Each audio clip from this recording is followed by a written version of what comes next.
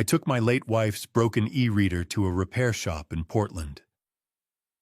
The technician stared at the screen for a few seconds, then suddenly locked the door. His voice trailed off almost a whisper. "Sir, you shouldn't let anyone else see what's inside this device." I frowned, completely bewildered. "What are you talking about?" He pushed the device across the counter, his eyes tense. "You need to listen to the last recording your wife left behind." I pressed play, and I discovered a truth that made my blood run cold with shock. Hello everyone, welcome to today's story. Before we continue the mysterious recording, please like, subscribe, and comment where you're watching from. Note, this is a fictional story. Some details are dramatized to enhance storytelling and offer thoughtful, meaningful reflections. Any similarities to real people or places are purely coincidental. The smell of burnt solder and ozone always made my skin crawl, but today the static in the air felt like a warning from the grave. I sat on a stool that creaked under my weight, feeling the grit of the repair shop floor beneath my boots. I am Thane Garrison, a 70-year-old retired hazelnut farmer with hands calloused by 4 decades in the Oregon soil, and I was currently clutching my late wife's e-reader like a sacred relic. The glass was spiderwebbed with cracks, a jagged map of the moment everything fell apart. Most people would see a broken tablet and think of the cost of a replacement. But I only saw the last thing Jessica was holding when she collapsed on our kitchen floor. My children thought I wanted it fixed so I could finish the historical novels she loved. But that was a convenient lie. I brought the device to Portland because I noticed her fingers were fused to it in her final moments, as if she were trying to protect a secret from the very air she was losing. 2 months of silence had passed in our farmhouse, and the weight of that silence had become a physical burden I could no longer carry without answers. Corbin Mercer, a 30-year-old electronics technician with wire-rimmed glasses and a nervous twitch, emerged from the back room looking visibly shaken. He didn't hand the device over to me across the cluttered counter. Instead, he scanned the storefront for other customers before leaning in close. His pencil was doing a jittery tapping dance against his clipboard, a sharp, rhythmic sound that grated on my nerves. I asked him if there was a problem with the billing, my voice sounding older and more tired than I cared to admit. Click. The sound of the deadbolt sliding home as Corbin locked the front door felt like a guillotine dropping. He beckoned me into the back room of his shop, away from the storefront cameras, into a cramped space that smelled of old dust and hot plastic. I followed him, my heart hammering against my ribs. I had lived through 70 years of Oregon winters, but the chill I felt now had nothing to do with the weather. He sat me down in front of a terminal where the blue hum of a diagnostic monitor washed over us like a ghost. Corbin plugged the e-reader into the machine, his fingers trembling as he navigated through layers of code that looked like nonsense to a man who spent his life studying soil, pH, and harvest yields. He told me that the storage wasn't filled with the novels I expected to see. Instead, the memory was packed with encrypted high-bitrate audio recordings disguised as mundane system logs. How could a woman who barely knew how to text hide a digital paper trail this deep? I stared at the screen, a cold dread pooling in my stomach. These were hidden intentionally. Corbin whispered, his eyes darting toward the door we had just locked. This wasn't a glitch or a collection of audiobooks. These were timestamps, and every single one of them matched the final week of my wife's life. He admitted that he had almost wiped the drive as part of the standard repair until he saw the file names. My curiosity was no longer a quiet ache. It was a visceral, screaming need to know what Jessica was so afraid of. Corbin's finger hovered over the play button on the diagnostic screen, his voice trembling as he whispered that I needed to hear how this starts. The sound of static breaking into a familiar shaky voice sent a tremor through my soul. Hearing Jessica's voice wasn't like a comforting memory. It was like a cold hand reaching out of the Oregon mist to grab me by the throat. I stood frozen in that cramped back room, the blue light of the diagnostic monitor casting long, sickly shadows across the cluttered workbench. The recording was grainy, a whispered confession captured in the dead of night. Thane, she said, and my name sounded like a prayer and a warning all at once. If you are hearing this, the blue ones aren't mine. I have to hide the real medicine because someone is swapping my bottles. I felt the air leave my lungs. This wasn't just a digital diary of a grieving woman. It was a desperate breadcrumb trail left by a wife who knew her sanctuary had been breached. Corbin Mercer immediately cut the audio before the sentence could even settle in the air. He looked at the door he had just deadbolted, his face pale under the fluorescent hum of the shop lights. He told me he couldn't let me listen to the rest there, that it was far too dangerous for both of us if someone was watching. My heart hammered a frantic rhythm against my ribs as I looked at the e-reader, realizing it was no longer a relic, but a ticking bomb. Have you ever felt the ground vanish beneath your feet while you are still standing? That was the moment I realized my home was no longer a sanctuary, and the people I called my own might be the very wolves I had let through the gate. Corbin didn't ask for payment. Instead, he slid a pair of high-end noise-canceling headphones across the scarred table, his eyes darting toward the security feed. He warned me that as long as I stayed within the standard reading interface, the files remained invisible. But if someone with his skills went looking, I would be in trouble. He leaned in, his voice barely a breath, telling me not to trust my family, not a single one of them, until I had heard the end of that file. I tucked the device deep into the pocket of my wool coat, its weight feeling like a lead sinker pulling me down. I walked out into the freezing rain, the icy water soaking through my clothes as I climbed into my old truck. The smell of wet asphalt and pine filled the cab, but it did nothing to clear my head.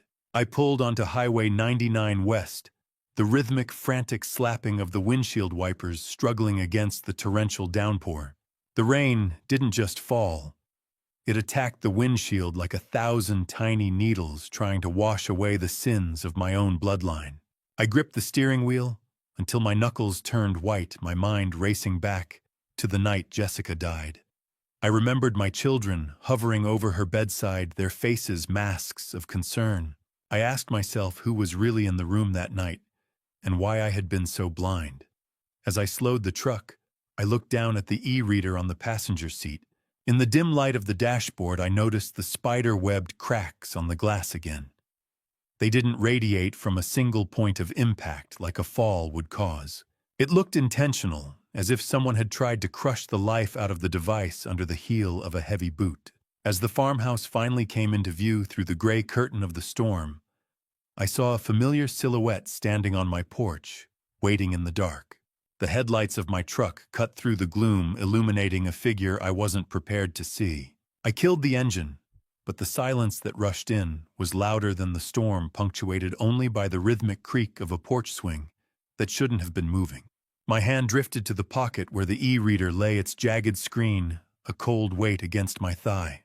I stepped out into the mud, the freezing rain soaking my wool coat instantly, and realized it was just Pete Miller, my 80-year-old neighbor, who had farmed the plot next to mine since we were both boys. He looked spooked, his yellow rain slicker gleaming under the flickering porch light. "Thane," he said, his voice barely rising above the wind, "you ought to lock your gates. Those men in the black SUV, they weren't looking for hazelnuts." I felt the metallic taste of adrenaline sharp against the roof of my mouth. Pete told me he had seen Silas, my own son, snooping around the property while I was in the city talking to men who looked like they'd never stepped in dirt in their lives. He handed me a damp envelope he'd found stuffed in the mailbox before shuffling back toward his own truck. I hurried him away, my paranoia blooming like a dark flower, and locked the front door with a trembling hand. I retreated to the kitchen, the only room that still smelled faintly of Jessica's lavender and lemon zest. The rhythmic thumping of the storm against the farmhouse felt like a giant's fist trying to get in. I sat at the oak table under a yellowed, flickering bulb and put on the noise-canceling headphones Corbin had given me. I selected File 1 titled The Blue Supplement. Jessica's voice filled my head, and for a second the grief was so physical I nearly doubled over. But her voice was steady, clinical, even as she detailed a trip she'd taken to a pharmacy in McMinnville, 2 towns over. She explained that she had taken the vitamins Silas had been bringing her to a professional for testing. Bang! A shutter blew loose outside, sounding like a gunshot in the hollow house. I jumped, my heart clawing at my ribs, before the recording pulled me back down. Jessica said the pharmacist told her it wasn't a vitamin at all. It was warfarin, a blood thinner administered at 5 times the dose for a woman her size. The clinical cold memory of that pharmacist's verdict echoed in my ears through her retelling. My wife described the physical toll it had taken, the purple bruising on her forearms she'd hidden under long sleeves, and the constant metallic taste that had ruined every meal I'd cooked for her. Jessica's voice was a ghost bridge, the only thing keeping me from drowning in the black ink of my own despair, as she explained why she'd stayed silent. She was terrified I would confront Silas and get hurt. She ended the file by telling me she had hidden the pharmacy receipt in the hollow of the old oak we called the wedding tree. But then her tone shifted to something even more urgent. She revealed that the pharmacy test wasn't her only proof. She had been secretly filming the kitchen for weeks with a hidden camera I never knew existed. As Jessica's voice faded out, she whispered one final sentence that turned my blood to ice. Check the stove, Thane. They've already started the next stage. I ripped the headphones off my gaze, snapping toward the kitchen range, a cold sweat breaking across my brow. I didn't just walk toward the kitchen range. I lunged, my hand trembling as I reached for the dials that should have been cold. The air in the kitchen was thick with the faint, rotten egg smell of natural gas, a scent that shouldn't have been there since I'd finished my tea hours ago. My heart hammered against my ribs like a trapped bird as I found the rear burner valve wide open, though no blue flame flickered. I twisted the dial shut, the silence of the house suddenly becoming predatory. It wasn't just a simple mistake. As I leaned closer, I discovered that a linen dish towel had been placed dangerously close to the pilot light, a deliberate attempt at arson disguised as senility. Someone had been in my house while I was at the repair shop, moving through my life with the clinical precision of a butcher. I threw open the kitchen window, letting the cold, damp November air rush in to clear the poison from the room. "You tried to burn the evidence, didn't you, Silas?" I whispered to the empty room.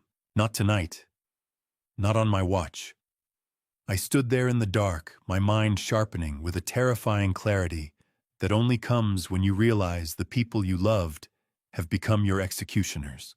At dawn, the headlights of a luxury SUV swept across the kitchen walls, cutting through the morning mist like searchlights. Silas Garrison, my 45-year-old eldest son, who had long ago traded farm work for the hollow promises of Silicon Forest startups, stood in the kitchen doorway looking at me with a practiced, pitying concern.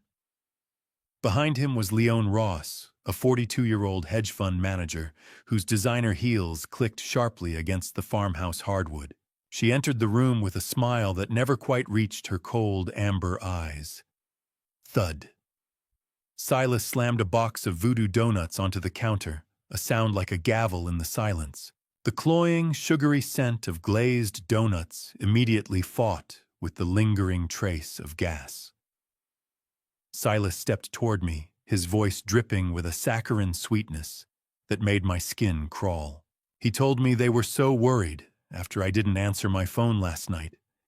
But I saw his eyes immediately dart toward the stove, checking for the results of his handiwork. "Good morning, Thane." Leone chirped, her voice as sharp as her jewelry. "You smell a bit like gas, dear. Are you sure you're feeling all right? How do you fight an enemy that smiles while they're digging your professional grave?" I sat at the kitchen table feeling trapped in my own home. Leone accidentally found a charred cloth near the stove that I knew wasn't there minutes ago. She sighed with a practiced clinical sympathy, exchanging a dark look with my son. "Silas, look at this," she said, her voice dropping to a theatrical whisper. The burner was left on again. My son leaned in, his forehead slick with sweat despite the morning chill. He told me they couldn't keep living in fear that the house would go up in flames while I was sleeping. I watched them work in tandem, a perfectly choreographed performance of concern designed to strip me of my land and my life. Leone reached into her designer handbag and pulled out a glossy brochure for Riverside, her voice dropping to a whisper. Thane, we've already paid the deposit. It's for your own safety. She revealed she had already made an appointment with a specialist for me, and it was scheduled for that very afternoon. I looked from the brochure to Silas's sweating forehead, realizing that the only way to beat a shark is to make it think you're already bait. I stared at the glossy photos of smiling seniors in the brochure, making my hands tremble just enough to satisfy the two predators sitting at my breakfast table. The slick chemical texture of the paper felt like a warning against my skin, but I kept my gaze down, projecting a hollowed-out version of myself. I put on the performance of a lifetime feigning confusion as I traced a finger over the image of a manicured courtyard. "Is this near the farm, Leon?" I asked, my voice thin and cracking at the edges. "My hazelnuts will be ready soon, and I need to be here for the harvest." "It's nearby, Thane," she cooed, her cloying perfume hanging in the air like a heavy shroud. "But you don't need to worry about the trees anymore. Silas will handle that burden for you." I watched her body language from beneath my brow. She leaned in with a predatory grace, describing the amenities of the lockdown facility as if she were pitching a luxury spa. In reality, she was describing my prison cell, a place where doors only opened with a code I wouldn't be given. Silas nodded along his eyes, darting toward the hallway where I'd left my coat earlier. Screech. Leon's chair scraped against the floor, a sound that felt like a knife on bone, signaling a shift in the air. Thinking they had successfully broken my spirit, the two of them began talking as if I had already faded into the wallpaper. They discussed the neighboring interests, and my ears caught the sharp mention of a state permit deadline for the energy company. Silas whispered about the land title, insisting they needed the power of attorney signed today to close the deal by Friday. I learned then that Leon wasn't just aiming for a quick sale of my life. She had a side deal with the drilling company to bypass environmental checks once I was declared legally incompetent. "He's too tired to fight us, Silas," she murmured, her voice stripped of its fake warmth. "Just look at him." Their kindness was a velvet shroud, soft to the touch, but designed to suffocate every right I had to this soil. As they prepared to leave, Silas made a show of helping me tidy the kitchen, but I saw his hand dip into the small ceramic bowl by the door. I heard the faint rattle of the brass key to the external storage shed as it disappeared into his pocket. "We'll see you tomorrow, Dad," he said, patting my shoulder with a hand that felt leaden. "Rest up. You look confused." I forced a vacant smile, whispering that I'd be right here and that I wasn't going anywhere. Once their SUV crunched over the driveway gravel and disappeared from view, the mask dropped. I felt a surge of cold adrenaline as I raced toward the study to verify my defenses. I opened the bottom drawer of the desk where I'd tucked my documents, only to find a hollow sound echoing in the empty space. My passport was gone, stolen by my own son, to ensure I couldn't flee before the Monday admission. My breath hitched as I realized the theft went deeper. I reached behind the loose panel where I'd hidden the e-reader, but my fingers met nothing but cold, empty air. I didn't let the panic take me. I took a deep breath, scanning the room for the one thing they couldn't have known I possessed. My fingers clawed at the underside of the desk, meeting only cold, empty air where the device, my only connection to Jessica's truth, should have been. My heart hammered against my ribs, a dull thud in the oppressive silence of the study. Then I remembered. I had deliberately left a cheap broken tablet from the junk drawer out in plain sight as a decoy. The vultures were too efficient for their own good. They had snatched the shiny glass bait and missed the real e-reader taped securely behind the heavy oak bookshelf. I retrieved the actual device with trembling hands, feeling a small, sharp surge of victory over my own flesh and blood. Silas never did pay attention to the details, always looking for the quickest score. I whispered to the shadows that I still had her, that I was still listening. To ensure no hidden microphones captured my reaction, I retreated to my soundproofed basement workshop. The air down there smelled of damp earth and old grease, a familiar, honest scent that Leon's perfume couldn't reach. I sat at my rough, unfinished cedar workbench, the cold sweat dripping down my spine as I activated File 2. The recording was high quality, likely captured, while Leon and Silas were walking through the hazelnut orchard, unaware that Jessica had left her device in a garden basket nearby. Leonie's voice had a high-pitched metallic whine that set my teeth on edge. She spoke of the fracking potential of my eastern 50 acres, claiming the sale would cover her firm's recent embezzlement scandal. I had to stop the recording. My stomach lurched, the taste of Leonie's pastries turning to ash in my mouth. I leaned over the workbench, the wood grain blurring before my eyes. How much is a father worth in the eyes of a son who only sees dollar signs in a sunset? I forced myself to press play again. Silas sounded pathetic, a small man begging for a larger cut to settle his gambling markers. Leon brushed him off, stating that once the old man was safely at Riverside, they would sign the easement. She noted that the energy company wouldn't care about the incidents that led to my admission. Silas asked if I was really that confused, or if they were just making sure I was.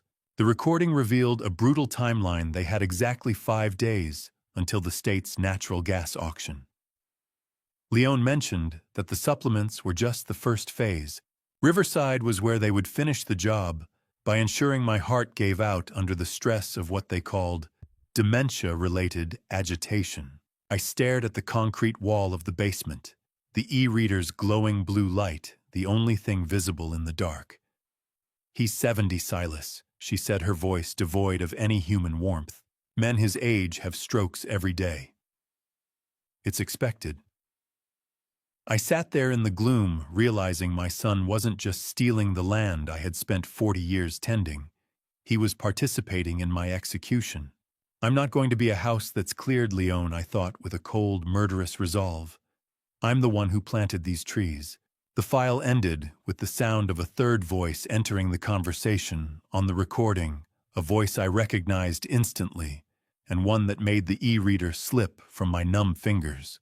The basement was silent, but my mind was screaming. The third voice shouldn't have been there.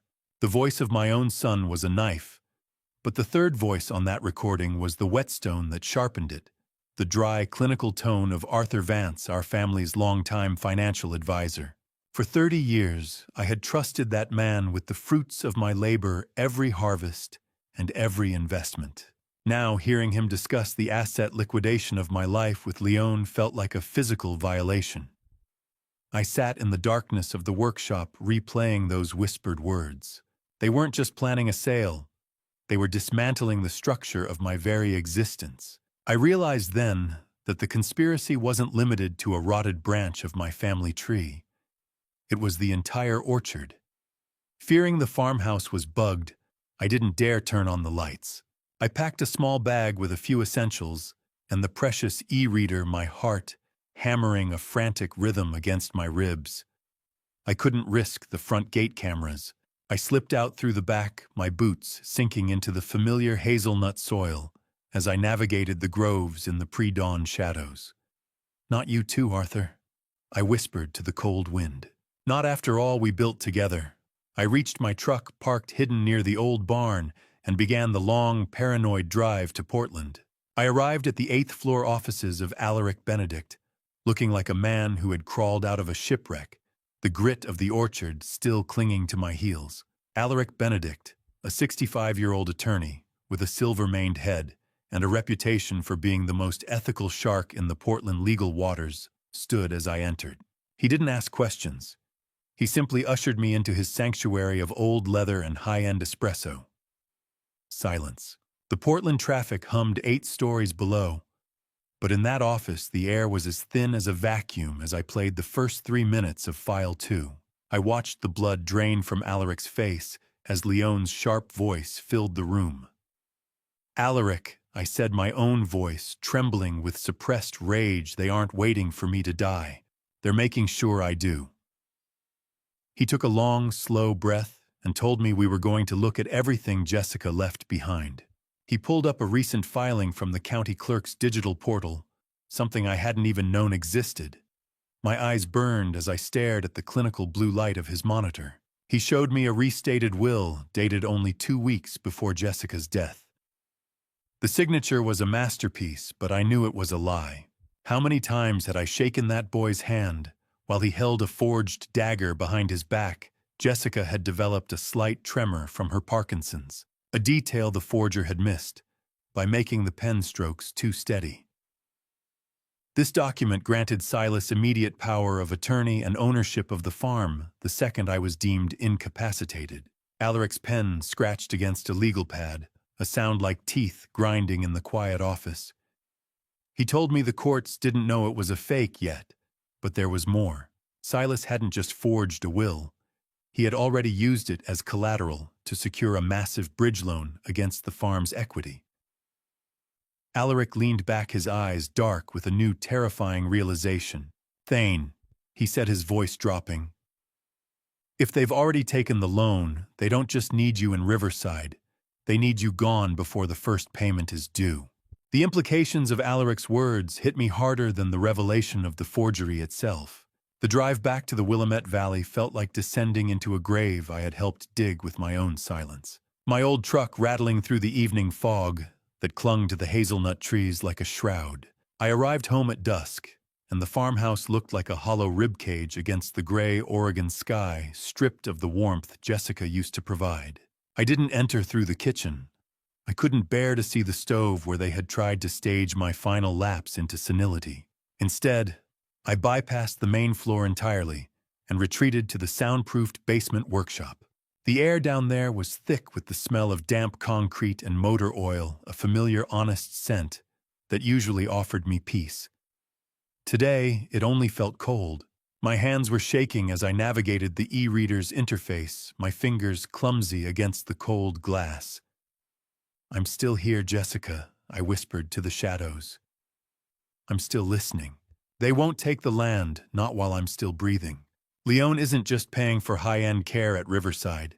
She's paying Linda, the head nurse, a direct 15% kickback of the fracking millions to facilitate a medical erasure of my very existence." I played File 3, a surreptitious recording of a phone call Leone made from our very porch while I was likely napping.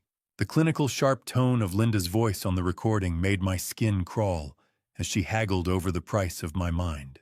"I need him" under Linda Leone's voice cut through the static with a chilling lack of emotion. "Heavy sedation for the agitation he'll surely show when the gates close." Thump. A branch hit the basement window, sounding like a hand trying to claw its way into my sanctuary. I nearly dropped the device, my heart hammer striking my ribs. "For 15%, Linda replied, her greed audible even through the low bitrate audio. "I'll make sure he doesn't remember his own name, let alone a hazelnut tree. How much does a human soul weigh when it's being traded for drilling rights in a Portland boardroom?" The audio continued as Leone confirmed the move-in date for Monday morning. She mentioned that the first bridge loan payment was due on the 15th, and she needed me medically incapacitated by then to finalize the deed transfer without a fight.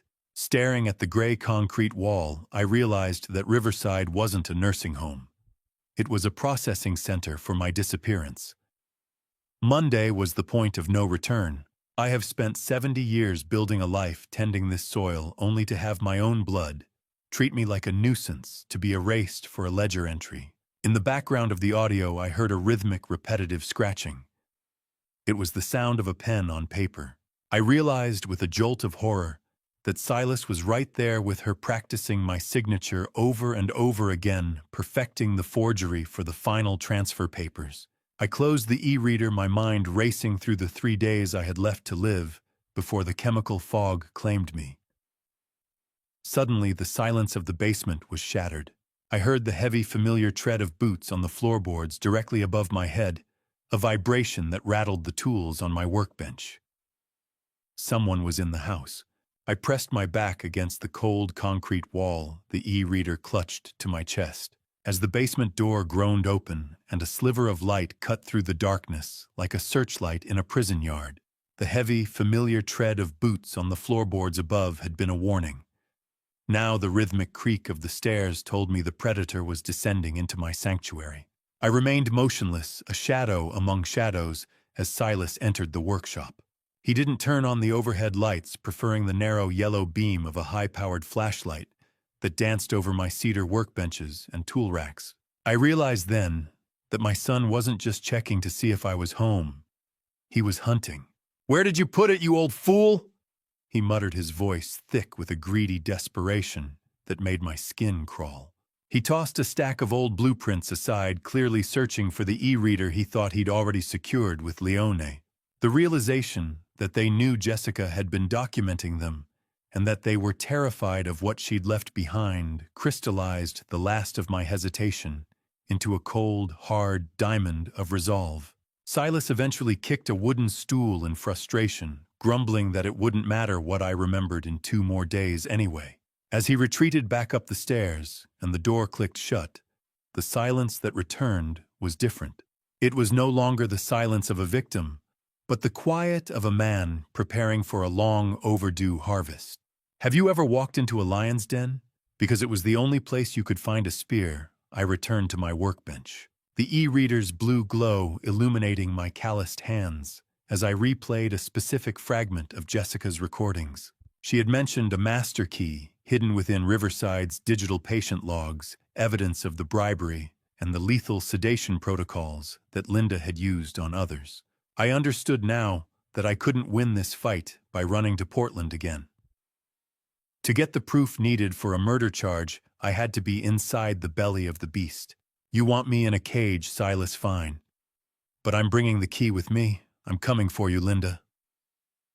I spent the remaining hours of the night in a fever of tactical preparation.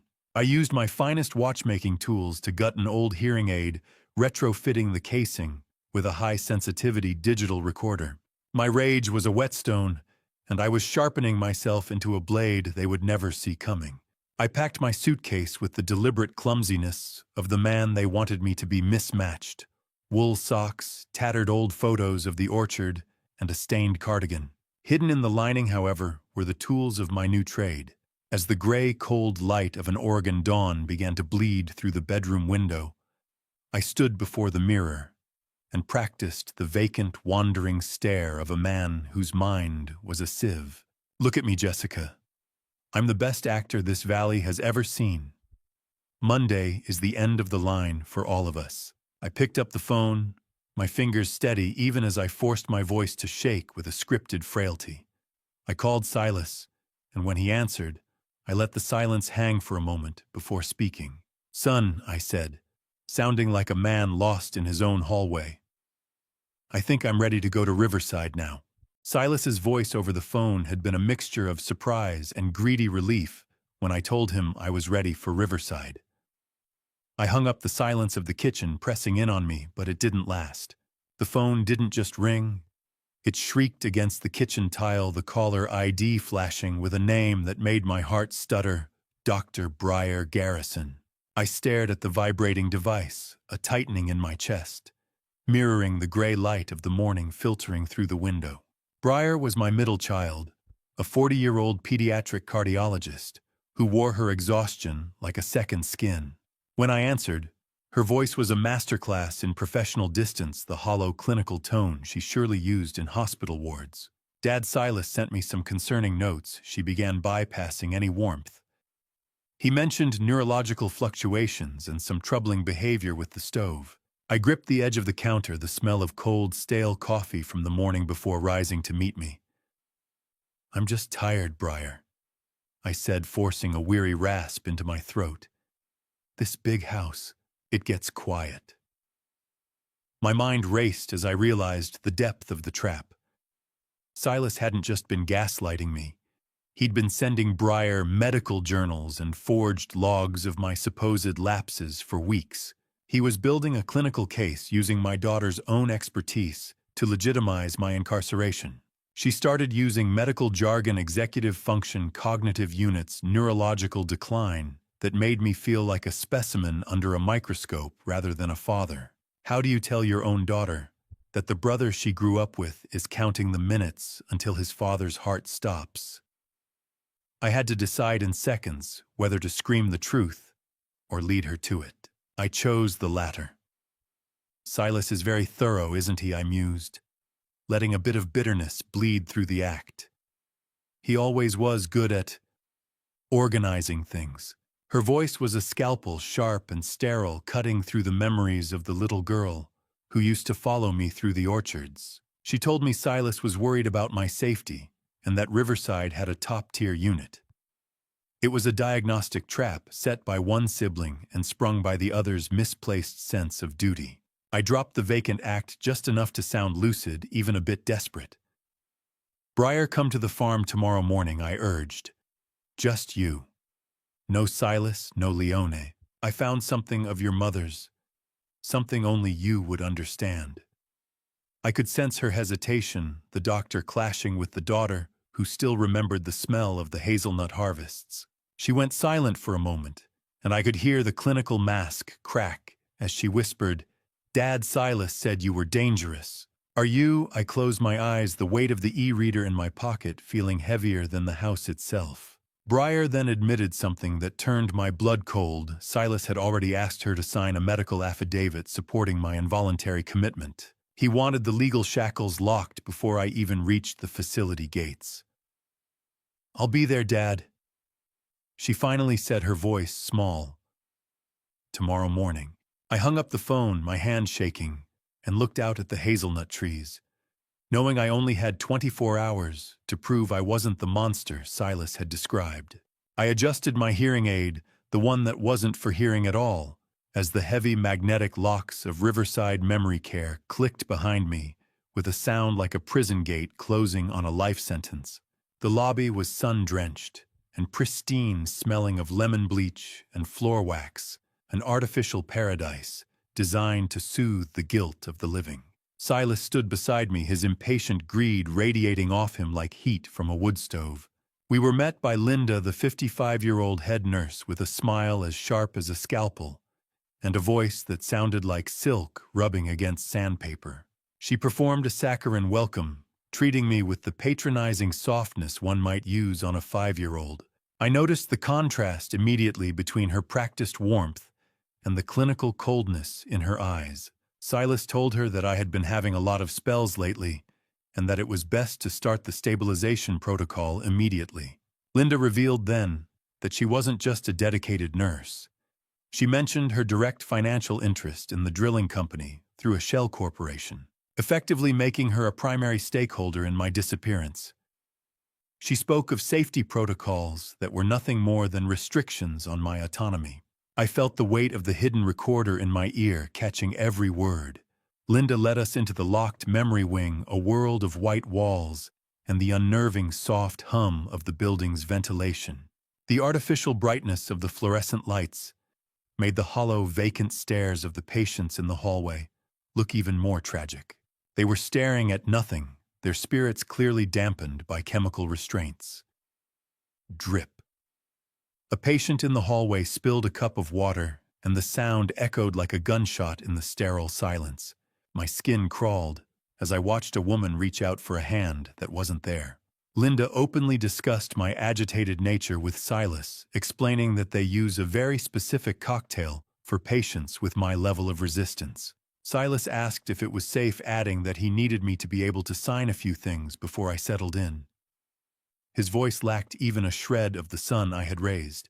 How many lives had been traded for dividends in this shiny, carpeted mausoleum? We entered my designated room, a beautiful cage with bolted-down furniture and a window that only opened an inch. Linda slipped a business card to Silas with a handwritten note about the extra service fee they had discussed. She told him she would have the papers ready for Monday and to just make sure the consultant fee cleared first. She looked at me and said it was a lovely view and that I would never want to leave. I realized then that I had captured enough audio of their conspiracy to burn this entire place down, but a new horror struck me. As we passed the on-site pharmacy, I saw the order for my stabilization cocktail being prepared. It was specifically designed to mimic the stroke symptoms that killed Jessica, a chemical execution, waiting for me in a small plastic cup. As we walked back to the car, Silas patted my shoulder, his hand feeling like a slab of cold meat.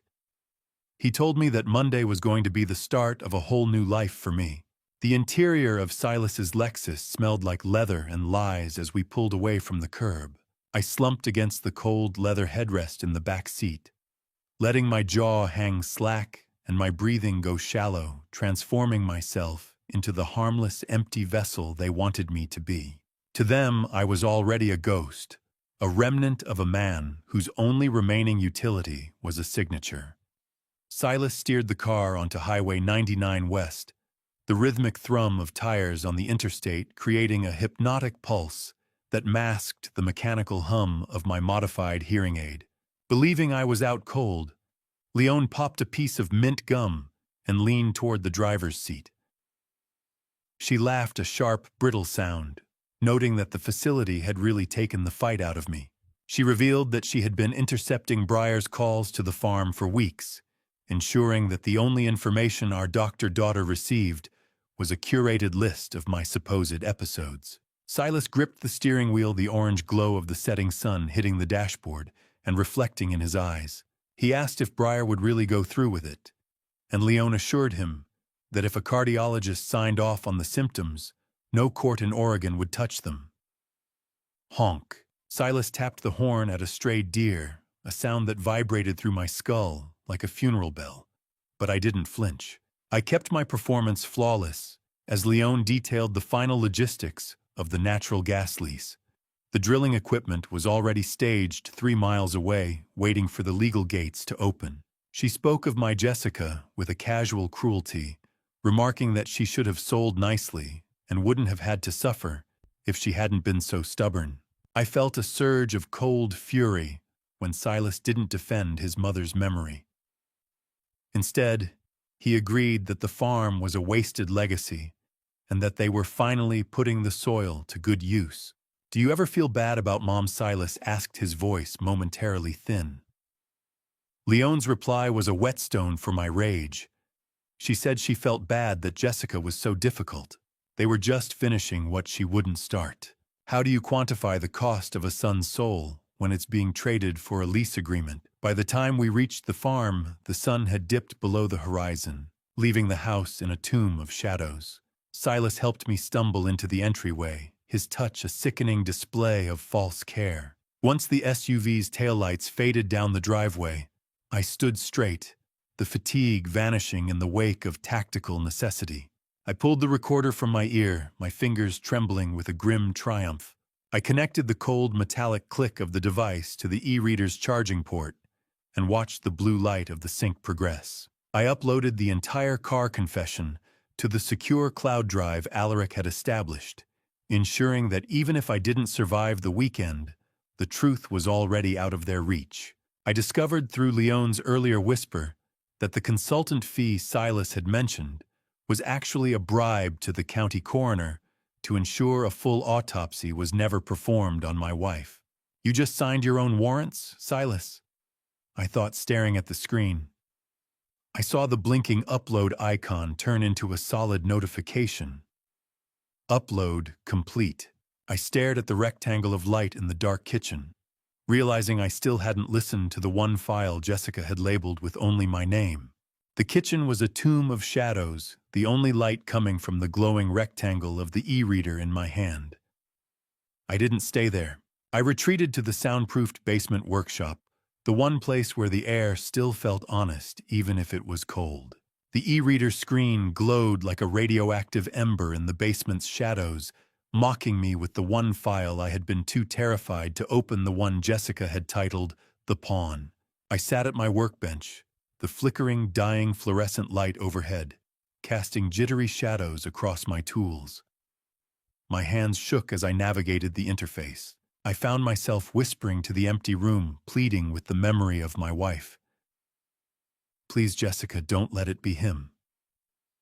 I'm sorry I wasn't there to see the wolf in the fold." I was thinking of Beckett Garrison, the 35-year-old youngest child, whose eyes still carried the shaky light of early recovery. I recalled his history with addiction and the way Silas always acted as the hero who bailed him out. I finally pressed play. The audio opened with a static, heavy hiss, the background filled with the faint smell of diesel fuel and old hay sounds from the farm's old tractor shed. I discovered quickly that Silas specifically targeted Beckett for a darknet purchase because Beckett's prior criminal record would make him the perfect fall guy if the poison was ever discovered. Silas's voice was low and predatory, reminding Beckett of the $10,000 in drug debts Silas had supposedly erased for him. Silas instructed a shaky-sounding Beckett to use his old darknet contacts to order herbal boosters for their mother.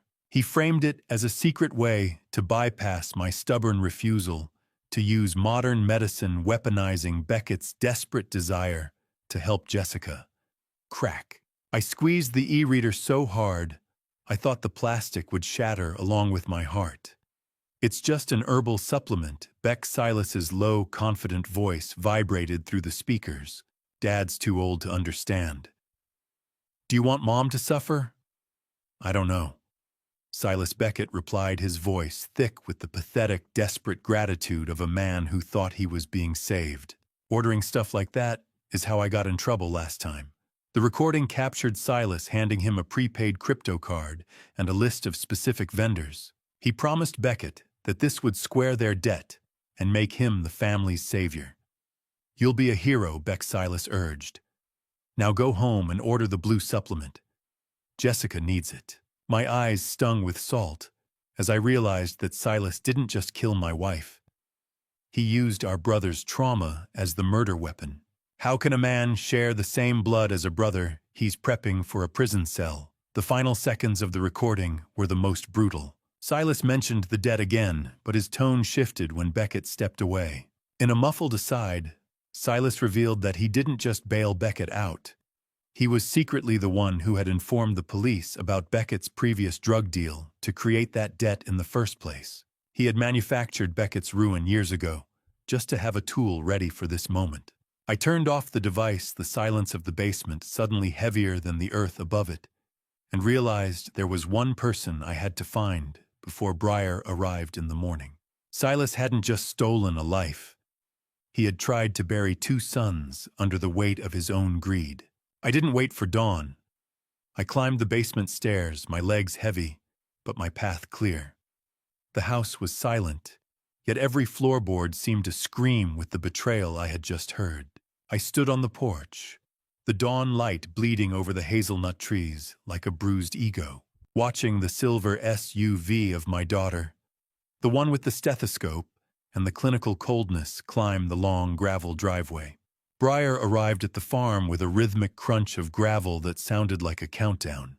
She stepped out of the vehicle wearing her medical scrubs, the sterile scent of the hospital still clinging to her like a protective layer of armor. She didn't offer a hug. Instead, she greeted me with a lingering diagnostic gaze, checking my pupils and the steadiness of my gait as if I were a specimen in a lab. "You look tired, Dad," she said, her voice stripped of daughterly warmth. "Silas said your coordination was off yesterday." I leaned against the porch railing, feeling the damp morning mist on my neck. "Silas says a lot of things, Briar. Come inside. The coffee is fresh." As we walked through the door, she revealed she hadn't just come to check on my health. She reached into her bag and pulled out commitment papers that Silas had already pre-signed, intending to force me into Riverside today if I showed even a flicker of instability. The clinical precision of the ambush made my stomach turn. I led her into the kitchen, the air thick with the smell of high-octane espresso I had brewed to keep my hands from shaking. I refused to engage in her memory tests or the practiced medical small talk she used to maintain distance. Thump.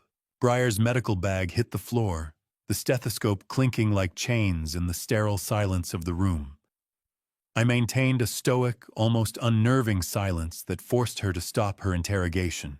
"I am not here to play Dr. Briar," I said, my voice low and authoritative. "I am here to be your father." I placed the e-reader and the heavy, cold, noise-canceling headphones on the scarred oak table. I gestured for her to sit in the very chair where Jessica used to record her logs. "Just listen," I commanded. "Don't speak until the files are done." She put on the headphones with a weary, skeptical sigh, her posture radiating the belief that she was humoring the ramblings of a grieving, confused mind. "How many years of medical training does it take to recognize the sound of your own mother accusing your brother of murder?" I watched her face closely as the first audio file started.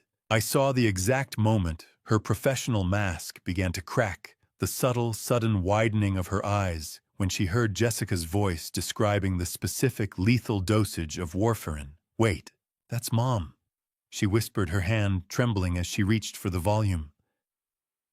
"Listen to the science, Briar," I told her. "You're the cardiologist." She looked toward the window, her eyes darting as if searching for an escape, but I knew I had an ally she didn't know about. I had Beckett watching the back of the house the entire time from the old barn, ensuring that Silas hadn't followed her to the farm to interrupt this moment. Briar's hand flew to her mouth, her face going a ghostly, clinical white, as Jessica's voice on the recording whispered, "Briar, if you're hearing this, it's because Silas thinks you're as blind as your father." The kitchen clock ticked like a countdown as I watched my daughter become a doctor again. But this time, the patient was her own soul. I watched the clinical armor of my daughter shatter into 1,000 jagged pieces, the cardiologist replaced by a terrified child who had just heard her mother's death sentence narrated in her own voice.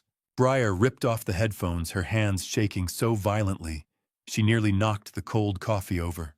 She began to hyperventilate, the sharp, stinging cold of the kitchen floor forgotten, as her medical mind automatically cross-referenced Jessica's described symptoms: the bruising, the dizziness, the metallic taste with chronic warfarin toxicity. She realized then that Silas had been sending her altered blood work results from a private lab for months, masking the poison as a natural decline in health. "I missed it, Dad." She choked out, her voice a ragged, panicked whisper. I looked at the chart Silas gave me instead of looking at my own mother. High-dose warfarin. It mimics a hemorrhagic stroke perfectly. He knew exactly what he was doing. I sat in silence, letting the weight of her guilt settle before I showed her the forged will and the financial logs I had discovered with Alaric. Briar stared at the digital screen, the sight of the forged signature illuminating the dark reality of our situation. She realized that Silas didn't just want the land. He wanted to erase everyone who could contest his right to it.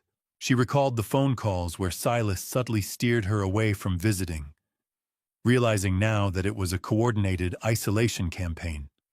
Shatter. Briar's grip tightened until the ceramic mug in her hand developed a hairline fracture, a silent scream in the quiet room that mirrored the internal collapse of her world. The realization that her brother had used her medical license as a shield for his crime turned her grief into a cold, focused fury. "He used me, Dad," she said, her eyes now burning with a rising rage. "He used my title to keep you locked in his narrative. Silas didn't just kill her. He made us accomplices in his silence." I watched her transformation, the clinical mask, replaced by a warrior's resolve.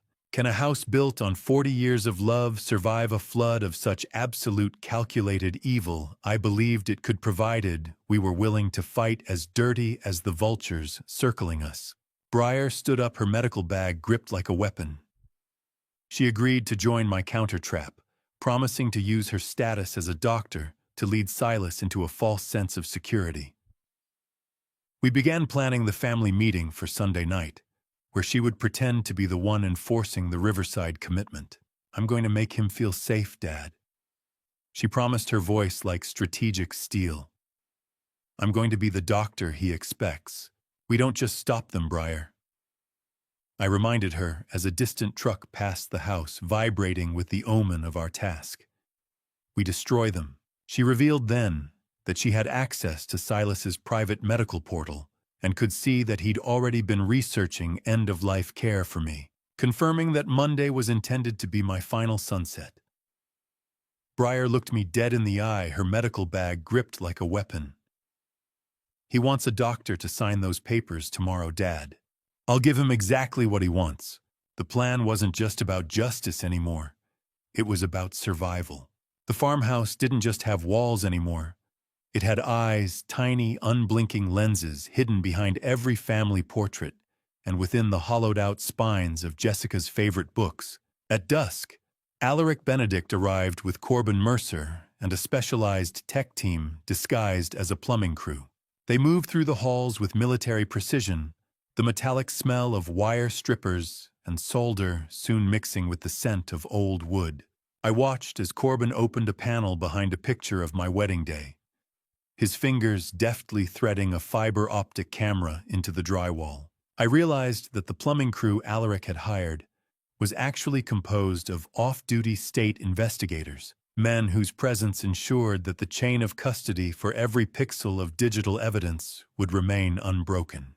My sanctuary was being transformed into a high-stakes surveillance hub, a cold necessity that felt like peeling back my own skin. "Corbin," I whispered, watching the blue, ghostly glow of his laptop as he tested the feed, make sure the audio is clean. "I need every rasp of Silas's greed captured." He nodded without looking up, assuring me that once they started talking, they were done. In the dining room, Briar was working with Alaric to rehearse her role. I stood in the doorway observing my daughter's transformation into a double agent. She was practicing the clinical detached tone of a doctor, resigning her father to state care. Her face a mask of professional resignation that made my heart ache. She helped place the microphones in the centerpiece, positioning them exactly where Silas and Leon were most likely to lean in when they spoke of their fracking millions. "I have to sound like I've given up on you, Dad," she said, her voice briefly cracking. "It's the only way he'll drop his guard." Red. A tiny LED light blinked from the smoke detector, the eye of the storm watching me from above. It was a silent witness to the shared burden we were now carrying, a professional resolve that felt as heavy as the house itself. With the team finally hidden away in the basement, I sat in the kitchen, the flickering shadows of the hazelnut trees dancing against the window.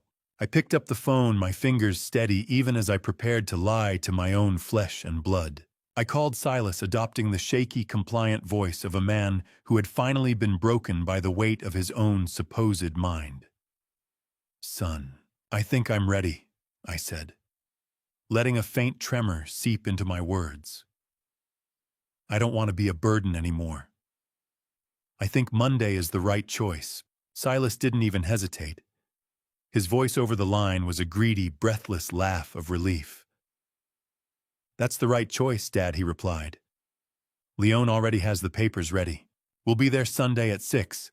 Have you ever invited your own executioners to dinner, just to see the look on their faces when the rope breaks during the call?" Silas mentioned almost casually that they'd already sold my old truck to a local wholesaler, proving they considered the farm transition a fait accompli.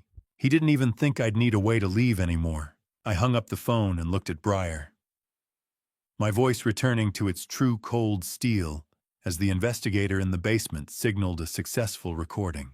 "They're coming," I told her, my eyes fixed on the driveway. "And they're bringing the devil with them." The farmhouse was quiet once the team retreated to the basement, but the silence felt like a coiled spring. I made my way to my bedroom, moving slow, my footsteps heavy on the floorboards that had supported me for 42 years. The house felt like a hollowed-out skull, but in the quiet of my room, the scent of Jessica's lavender sachets still lingered, a ghostly reminder of the woman I was about to avenge. I sat on the edge of the bed we shared, feeling the softness of the worn quilt beneath my calloused palms. I avoided the downstairs where the investigators and Corbin were huddled around monitors. I needed a moment of genuine connection before the final performance began. I picked up the e-reader, my thumb hovering over the file labeled simply, "For Thane, my love." I discovered then that Jessica had known she was dying months before the stroke that eventually took her. She had spent that final season intentionally setting up this digital device as her final witness, knowing the vultures would ignore a simple tablet in favor of the larger assets. "One more time, Jessica," I whispered to the empty air. "Just let me hear you one more time.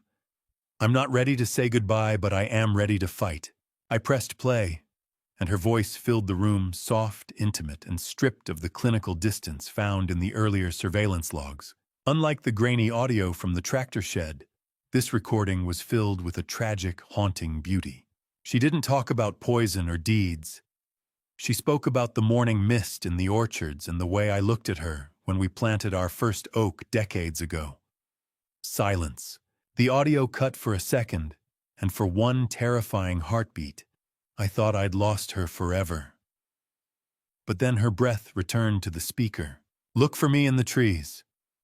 "Thane," she said, her voice a warm, grainy texture that made my chest tighten. "Every time the wind moves the leaves, that's me telling you I'm proud. You were always the strong one. Don't let their lies make you feel small." How can a few megabytes of data carry the weight of a 42-year marriage? I listened to her. Give me permission to be the man she knew, the one who protects the truth even when the world is burning. The recording ended with a specific plea to save Beckett, whom she knew was being manipulated by Silas's cruelty.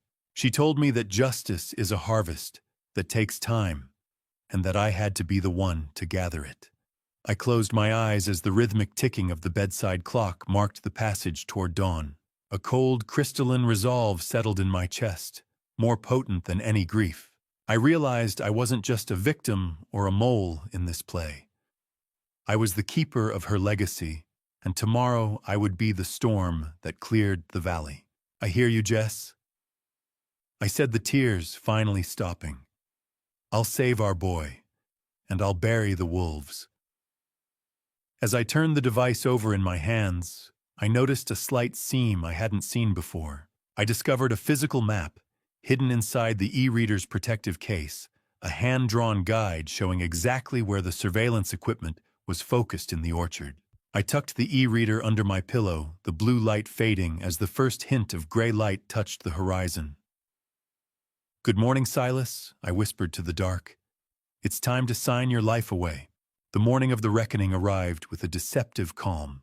I stood before the hallway mirror, deliberately buttoning my cardigan unevenly, watching a stranger with hollow eyes and a slack jaw stare back at me, a perfect, pathetic decoy. This scratchy wool was my costume, the mismatched buttons my armor. I moved to the kitchen and placed a half-eaten cold piece of toast on the counter, a small detail, to simulate a mind that had forgotten its own breakfast. I even left my hair uncombed, letting the silver strands stand at jagged angles.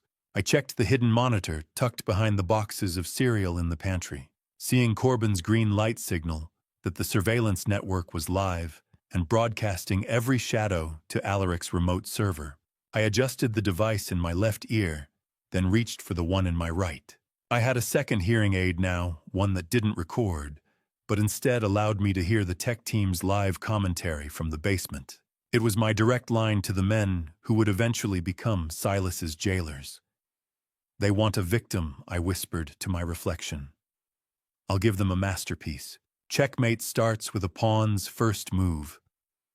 I walked through the living room, touching the grain of the furniture and the edges of the frames Jessica had loved. I stopped at her favorite armchair, the one where she spent her afternoons reading until the tremor in her hand became too much.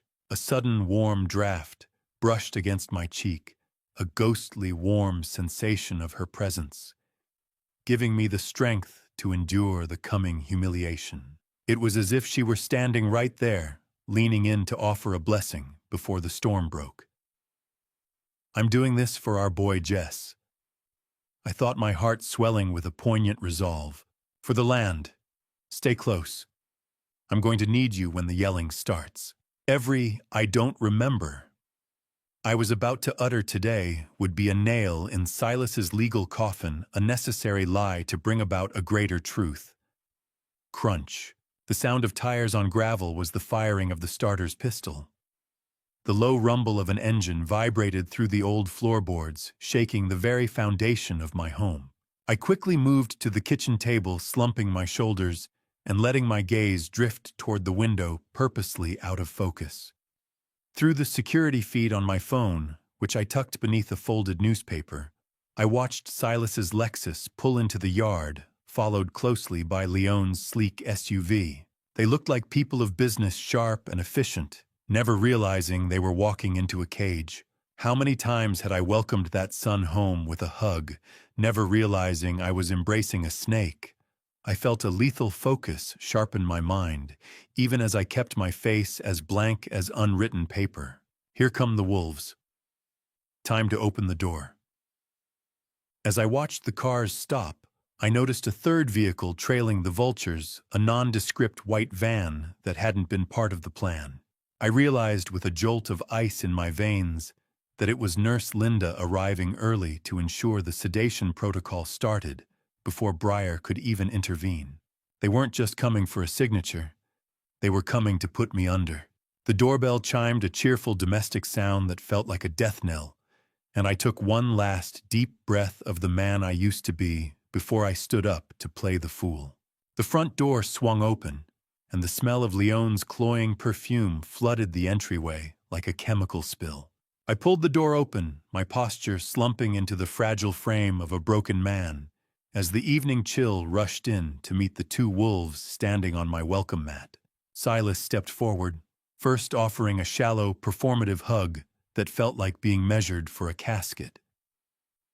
"You look, well, Dad," he said, his voice dripping with a practiced pity that made my skin crawl.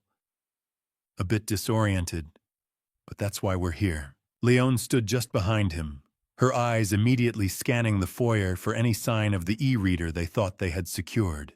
Beyond them, in the growing shadows of the driveway, I noticed a third vehicle, a nondescript white van. It confirmed that Nurse Linda had arrived early, a silent vulture waiting to facilitate my abduction the moment the ink dried. "I just wanted to see my children," I whispered, letting my gaze wander aimlessly.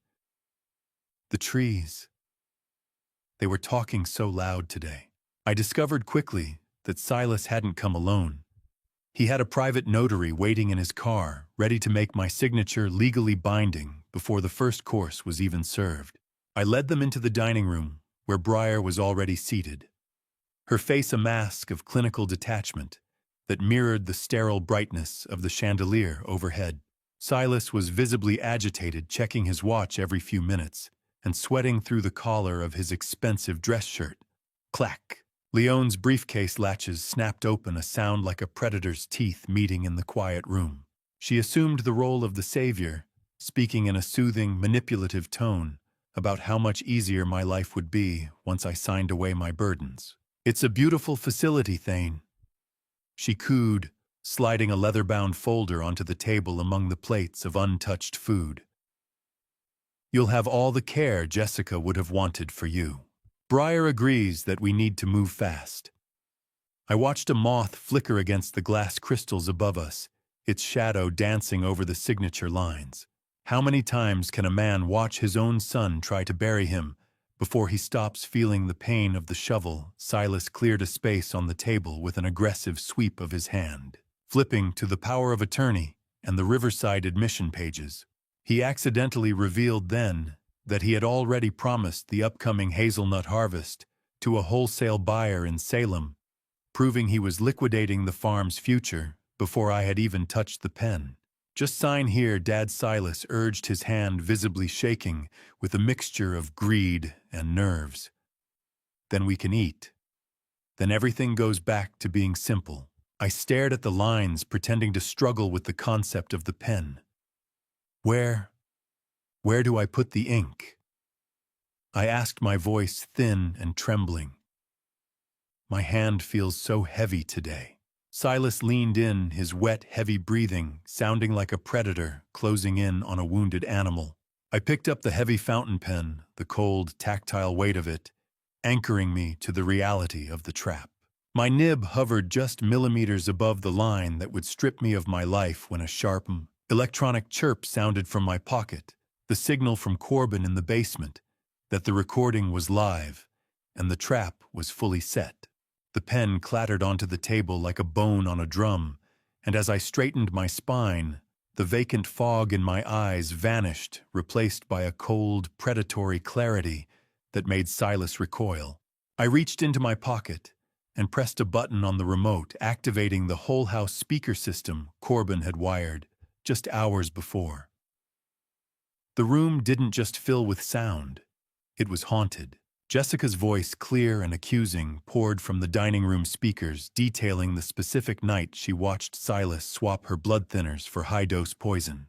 The vultures froze mid-celebration, their faces draining of color as they realized the confused old man they'd come to bury was actually a Trojan horse.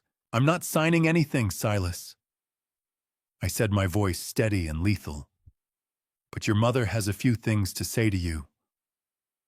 Silas lunged for the folder, but I slammed my hand down on it first. I discovered then that I was broadcasting every gasp of their panic, live to Alaric's office, where a court reporter and 2 state investigators were recording every word as a formal deposition. Silas screamed at me to turn it off, claiming it was some kind of sick joke, but his eyes were wide with a terrifying realization. I switched the feed to the recording from the Lexus. The high-pitched distortion of the speakers didn't hide the sound of their laughter as they discussed manipulating Briar and stripping the land. Briar stood up her chair, screeching against the hardwood, her eyes blazing with a fury that finally silenced Silas.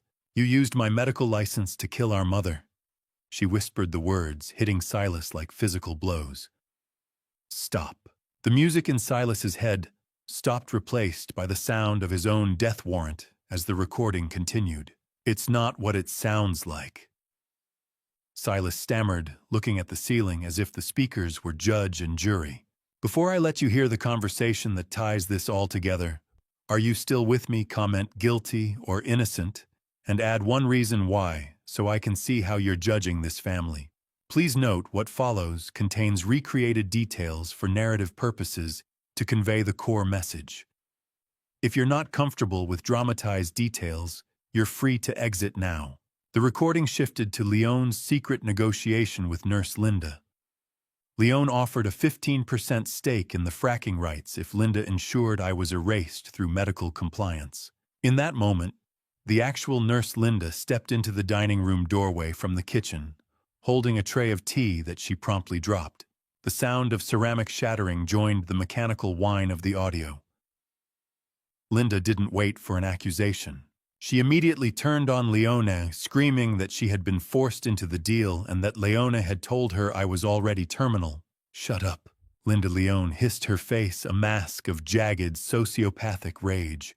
"Have you ever seen a sociopath realize they've been the one being played?" Linda revealed that she had a recording of her own Leone handing her the initial cash bribe.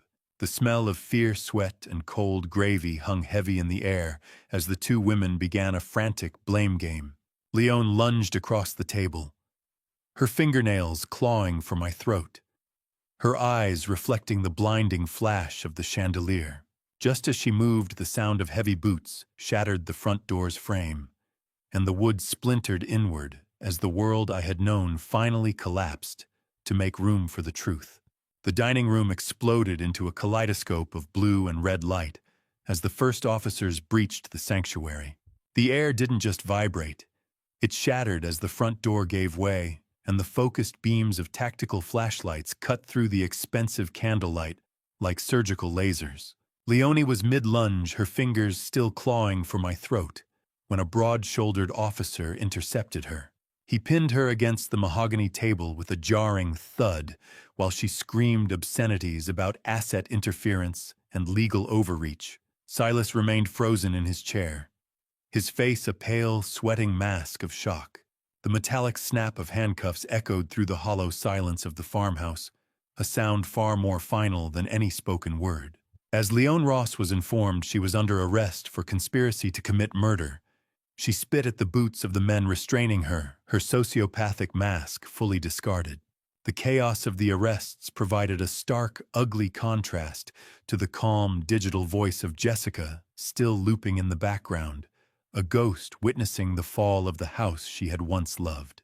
I stood perfectly still, watching the predators become prey, feeling a heavy sense of vindication that felt more like lead than gold in my chest.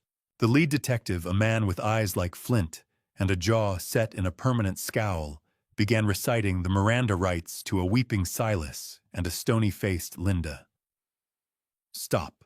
The loop of Jessica's voice finally hissed into static, leaving only the sound of Silas's sobbing. The sudden quiet was deafening. Silas collapsed to his knees, finally looking at me, not as a victim, but as the man who had outplayed him at his own game. He began a frantic, incoherent confession.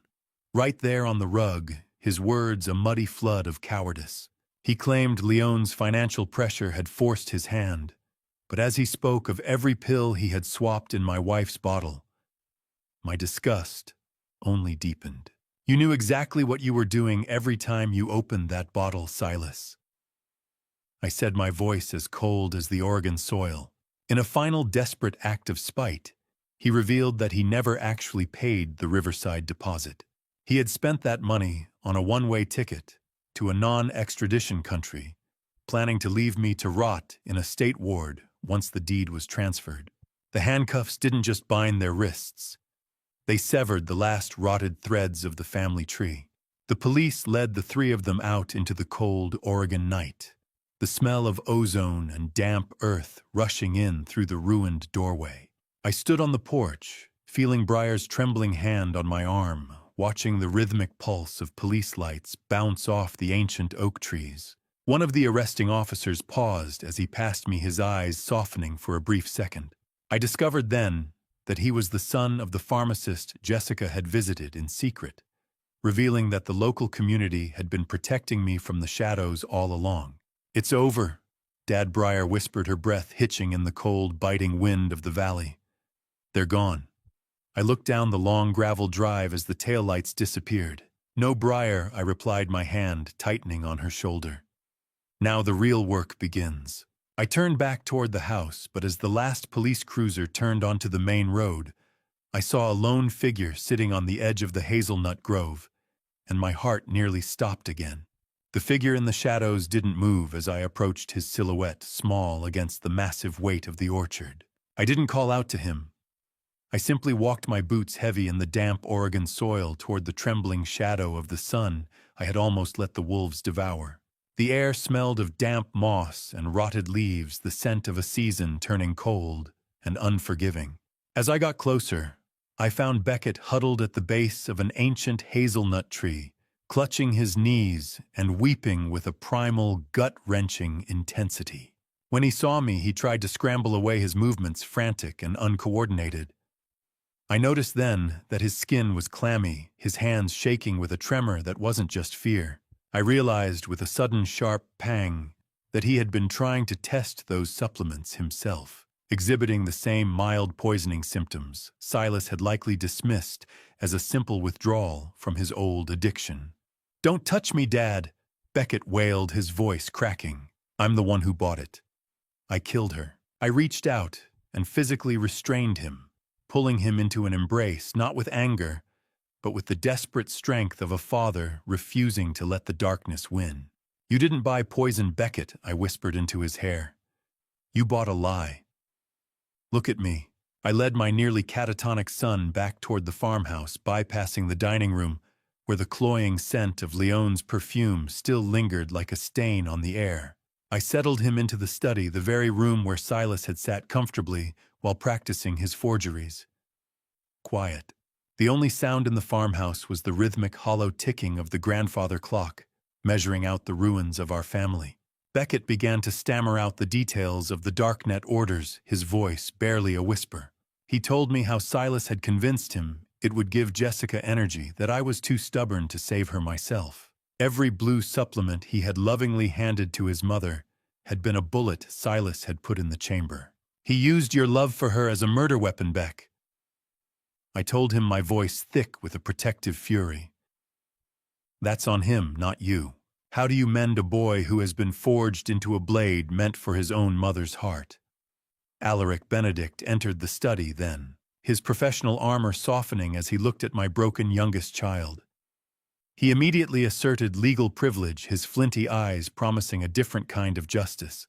Alaric explained that we needed to document every crypto transfer and every text to ensure Silas and Leon never saw the sun as free people again. He set a digital recorder on the desk, its low, rhythmic hum a steady pulse in the room. I noticed the flickering shadow of hazelnut branches against the study window, looking like reaching fingers. Alaric revealed one final piece of evidence he'd found: Silas had opened a hidden offshore account in Beckett's name. It was a final insurance policy designed to frame his own brother for the entire financial fraud if the murder ever came to light. The bitter taste of iron filled my mouth as I looked at my son. "I'll tell you everything," Beckett whispered, his eyes bloodshot and haunted. "Just don't let them come back here." He looked up at me, then his face pale in the lamplight. "Dad, there's a second package. It's already in the house." The word package hit me like a physical blow, sending my gaze darting around the study for any sign of a hidden threat. I tore the family photos from the mantel, my heart hammering against my ribs, looking for the poison my son said was already waiting to finish what Silas had started. Beckett sat slumped in the wingback chair, his voice a hollow rasp, as he pointed toward the corner of the room. He told me that Silas had instructed him to hide a second delivery in case I got difficult before the Monday move. I approached the grandfather clock, its rhythmic, heavy tick, sounding like a countdown to a funeral I wasn't ready to attend. My fingers searched the dark mahogany housing until they caught on something smooth. I pulled away a small, vacuum-sealed pouch taped inside the casing. I discovered then that this wasn't another slow-acting supplement. It was a high-concentration liquid warfarin, a lethal kill shot intended for my very first night at Riverside to ensure my death looked like a natural secondary stroke. I handed the pouch to Alaric, the clinical crinkle of his evidence gloves sounding unnervingly loud in the quiet room. "This isn't just a chemical, Alaric," I said, the taste of stale coffee and bitter regret coating my tongue. "It is a signature on my death warrant." Alaric nodded solemnly, his professional mask tightening as he secured the physical link to Silas's darknet activities. Buzz. Alaric's phone vibrated on the oak table, the sound of a guillotine blade sliding into place. It was 2 a.m, but the world of high-stakes law never sleeps. He had used his high-level contacts to bypass the local sheriff, reaching the state attorney general directly. Alaric had transmitted the car recordings and the crypto logs Beckett provided, and the response was immediate. The farmhouse was now designated a secondary crime scene, and the state was taking over the investigation to prevent any interference from Silas's business associates in the valley. I stood in the kitchen, watching the blue official tint of a digital warrant manifest on Alaric's tablet. Breyer asked if this meant they finally believed us about Jessica, and Alaric simply looked at the screen with a grim satisfaction. The AG had seen more than enough. How do you explain to the earth that you have to take back what you gave it just to prove a crime? As the sun began to rise over the hazelnut trees, the morning mist clinging to the windows like a shroud, the final order arrived. The state attorney general had formally ordered the immediate exhumation of Jessica's body. They needed the tissue proof to turn intent into a murder conviction. I stood by the window, watching the gray light touch the orchards, realizing that justice required me to disturb the final rest of the woman I had loved for 40 years. They need her. Thane Alaric said, his voice soft but firm. The recordings show the plan, but her body holds the evidence. I took a deep breath, the smell of cold morning mist, and turned earth, drifting through a cracked pane. "Wake her up then," I whispered. "Tell her I'm finishing the harvest." Alaric revealed that the state AG's office had already been flagged by the McMinnville pharmacist weeks ago, proving a quiet net was being woven long before I ever stepped foot in Portland. The lead investigator stepped onto the porch, his eyes heavy with the weight of the warrant. "Mr. Garrison, the backhoe is at the cemetery. We need you to identify the site." The cemetery was a sea of gray stone and iron gates, the morning fog clinging to the ground like a shroud. I stood at the perimeter of the family plot, the soil of the Willamette Valley famous for giving life. But as the backhoe's metal teeth bit into the earth, it felt like the valley was vomiting up a secret it was never meant to hold. The smell of damp peat and hydraulic fluid hung heavy in the air, a mechanical intrusion into a place of sacred rest. I watched the excavator's rhythmic thud with a hollow chest, flanked by Alaric and Breyer. My daughter's professional mask was back in place as she consulted with the lead investigator on medical markers, but I could see the tremor in her hands. Alaric tried to reassure me that they were being careful, but I told him careful was for the living. For Jessica, this was just another violation. I discovered then that the initial coroner's report had conveniently been lost in a local server crash months ago, a detail that confirmed Silas's influence over the county's digital infrastructure. It wasn't just a murder. It was a systemic deletion of the truth. I remained in a silent vigil until the vault was finally secured and loaded into a specialized state transport van. Bang! The van door slammed shut, echoing against the marble headstones like a closing cell door. The sound signaled the end of her piece and the beginning of a cold, forensic reckoning.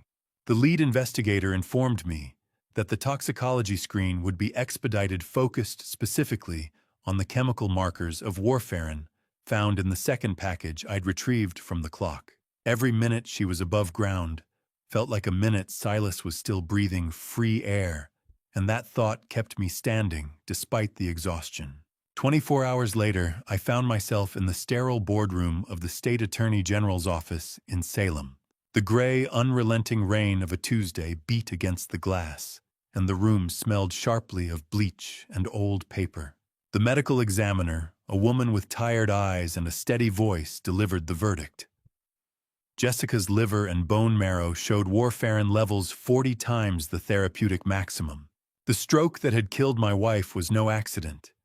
It was a catastrophic, intentional bleed. How many CCS of poison does it take to erase 42 years of marriage? I watched the examiner's hand move with a slow, deliberate grace as she signed the updated death certificate. The rasp of the pen on that thick official document was the most beautiful sound I'd heard in weeks.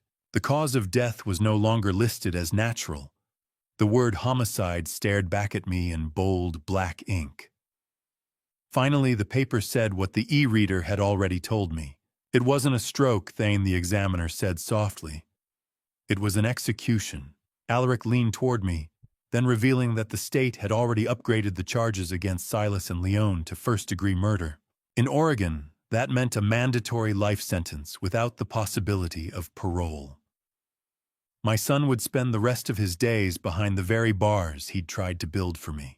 Alaric put his hand on my shoulder, his voice dropping to a whisper as the gravity of the wind settled over us. Thane, Silas's lawyer, is already calling. He wants to talk deal. The word deal tasted like iron and ash in my mouth. The legal system is a marketplace where souls are bartered for years, and my eldest son was currently trying to sell his lover's life just to buy himself a shorter sentence. Alaric sat across from me in his Portland office, his face a map of weary professional cynicism as he detailed the offer Silas's lawyer had floated to the state attorney.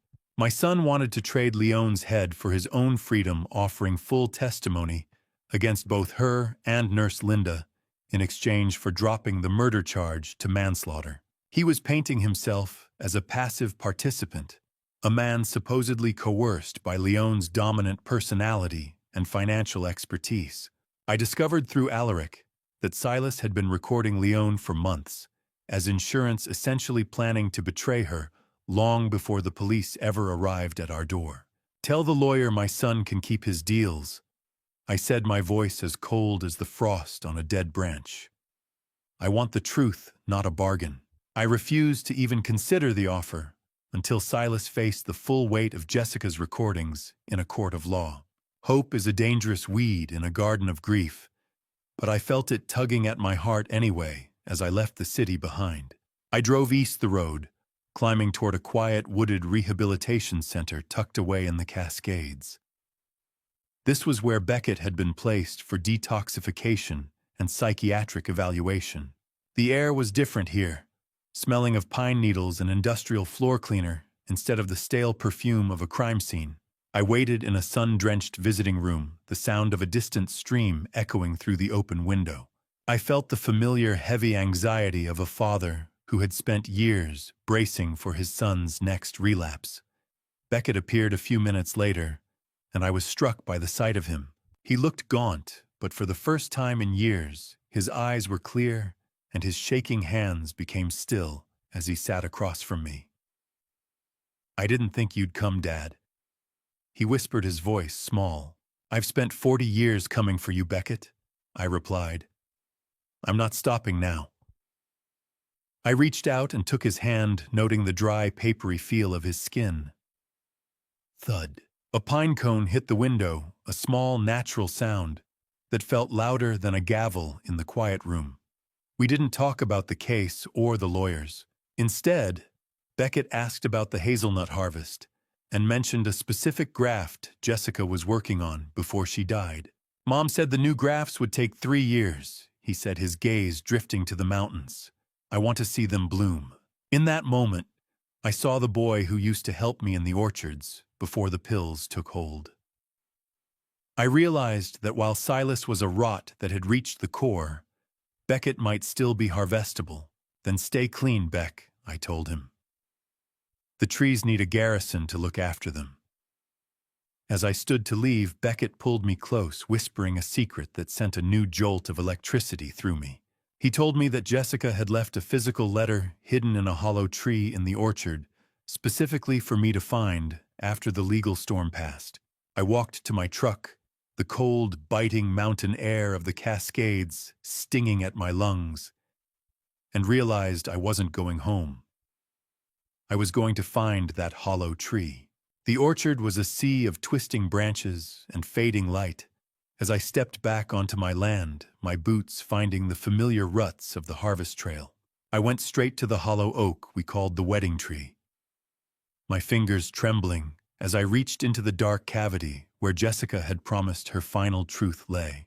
I discovered then that the letter Beckett mentioned wasn't just a goodbye.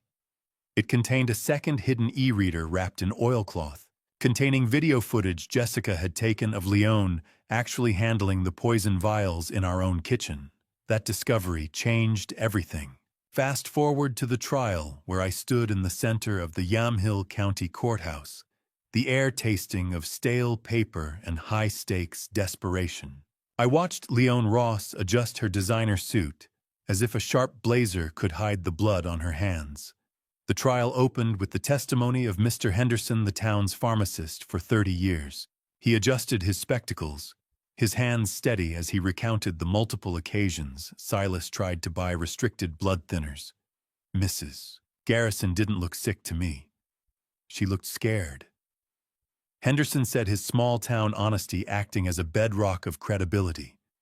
Scared of her own kitchen, the defense team screamed objections of speculation, but the jury was already leaning in.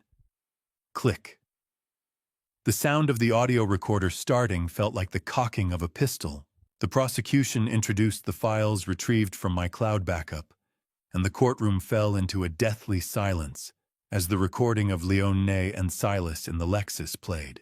Hearing Leon describe me as disposable overhead caused a visible ripple of disgust among the jurors.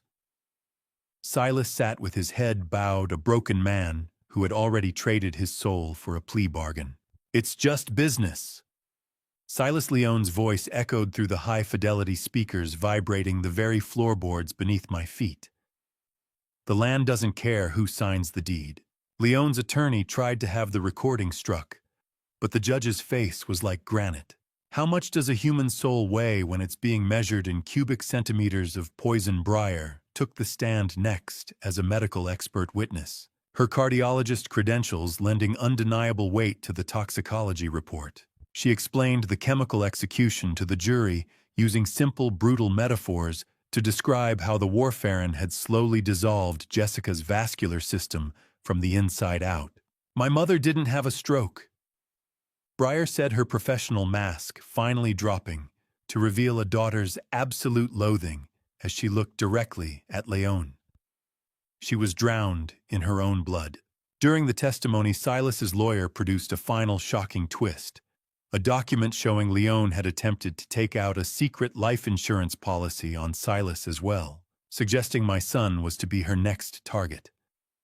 The revelation turned the two conspirators into rabid animals. Leon's cool exterior finally shattered. She stood up screaming at Silas in front of the judge, her sharp, rhythmic tapping of her pen replaced by clawing fingers. I wasn't watching her anymore. I was watching the door as the bailiff brought in the final surprise witness. The courtroom doors creaked open, and the silence that followed was heavier than the evidence we had already presented. The courtroom doors creaked open, and the silence that followed was heavier than the evidence we had already presented. I watched the color drain from Leon's face as the man she thought she had silenced, Arthur Vance, A man who looked like he'd spent his entire life in a windowless server room walked toward the witness stand. He adjusted his tie with a trembling hand as he stepped into the light, carrying a folder full of her digital footprints. Arthur had been the IT director for her firm until he was fired for discrepancies, but he hadn't left empty-handed. He revealed to the court that he had archived Leone's encrypted communications, refusing to be her digital janitor any longer. He presented clear logs of Leone coordinating the purchase of the herbal supplements and her direct cold-blooded negotiations with the energy company. I felt a surge of heat as he revealed that Leone had even begun the paperwork to declare Silas incompetent too, intending to take every cent of the fracking profits for herself. The evidence was so damning that Leone's counsel insisted she take the stand, a desperate gamble to humanize a predator. Silence. You could hear a pin drop, or perhaps the sound of a woman's soul finally hitting the floor as she took the oath. Leone's voice was dripping with condescension from the moment she began to speak. She characterized my family as a collection of liabilities and argued that her actions were a form of necessary stewardship for land being wasted by an old man and a drug addict. Her refusal to acknowledge Jessica's death as anything more than an unfortunate timing issue sent a literal chill through the gallery. The smell of her expensive cloying perfume hit the front row like a warning. "Some people are architects of progress," she said, her voice vibrating with an arrogant shrillness, "and some are just obstacles." I sat gripped by a cold horror as she looked at the jury, clearly believing her own logic of superiority. Under cross-examination, the prosecutor asked if my wife was merely an obstacle to her commission. Leone lost her cool, her eyes flashing under the glare of the courtroom lights. She snapped that the weak deserved to be managed, justifying the poisoning as a mercy. She claimed the biological decline was already happening, and she had simply expedited a messy process. Her words were like dry ice burning cold, leaving nothing but scars and a faint chemical mist in the air. The jury stared in horrified silence, an audible gasp rippling through the room as she smiled. "I didn't kill her. I freed the land from her stagnation," she shrieked, her cool exterior finally shattered beyond repair. Leone then revealed she had hidden offshore accounts that the state hadn't found yet, taunting the court that money was the only true witness. No further questions. The prosecutor said, his voice a calm contrast to her mania. "Let the record show the defendant's own words." The judge slammed the gavel down to quiet the erupting gallery, the sharp, rhythmic crack echoing like a final judgment. Leone just looked at me and winked, a gesture so vile it made the victory feel like a fresh wound. I felt nauseated, but I didn't look away. I had watched her seal her own fate in a room full of people who finally saw the monster Jessica had died to expose. The wood of the courtroom bench felt like a church pew during a funeral, hard and unforgiving, as I watched the 12 strangers who held my family's final judgment file back into the box. I sat between Briar and Alaric, the air thick with the smell of floor wax and stale air. My daughter reached over her hand, trembling as she squeezed mine. "Whatever happens, Dad, we did it for her," she whispered. I looked ahead, my face a mask of stoic resignation. "It's not in our hands anymore, Briar," I replied. "It's in the truths." I looked across at Silas, who was shaking so violently that his water glass rattled against the defense table like a rhythmic warning. Just before the judge entered, my son tried to fire his lawyer in a last-ditch, pathetic effort to delay the proceedings, revealing the absolute desperation of a man who knew the earth was about to swallow him. The bailiff called for order, and the electric hum of the room seemed to intensify. Leone remained as still as a marble statue, her cold, unblinking stare fixed on the seal of the state of Oregon, as if she could negotiate with the wall itself. The judge asked the foreperson if a verdict had been reached. Click. The judge's gavel hit the block, a sound like a bone snapping in a quiet room, and the verdict for Silas was read first. Guilty of first-degree murder, guilty of conspiracy, and guilty of financial fraud. Silas let out a high-pitched, keening wail that echoed off the high ceilings, collapsing into his chair as if his bones had turned to water. No, he screamed, the wet sound of his sobbing filling the hallway. I just wanted the money, I didn't mean to kill her. Then came Leone's verdict, identical in its finality. She didn't flinch, but I saw her jaw tighten just a fraction. The judge ordered the immediate remand of the defendants into state custody pending sentencing. I watched the sharp, metallic sound of handcuffs being tightened around their wrists, a sound that carried more weight than any ledger. Their guilt was a thick, cloying fog that finally lifted, leaving only the wreckage of my life visible in the sun. As the bailiffs began to lead them away, Leone finally turned her head toward me. "You think you've won, Thane?" She hissed, her voice a poisonous needle. "You're still an old man alone in the dirt." She leaned in as she passed, whispering that she'd already filed for bankruptcy to ensure my family would spend years fighting for the fracking rights in probate court. It was a final parting bite from a dying snake. I watched Silas being led out, his face buried in his hands, while Leone walked with her chin tilted up, refusing to admit defeat, even as the steel doors waited for her. I felt a sudden sharp clarity. The legal battle was won, but the house I was returning to was still empty. I walked out of the courthouse into the fading light, the orange glow of the sunset hitting the steps and casting long, jagged shadows. I reached my truck, my keys heavy in my pocket, but I didn't get in. Arthur Vance was waiting by the door with a man I didn't recognize, a man holding a federal badge that caught the last of the sun.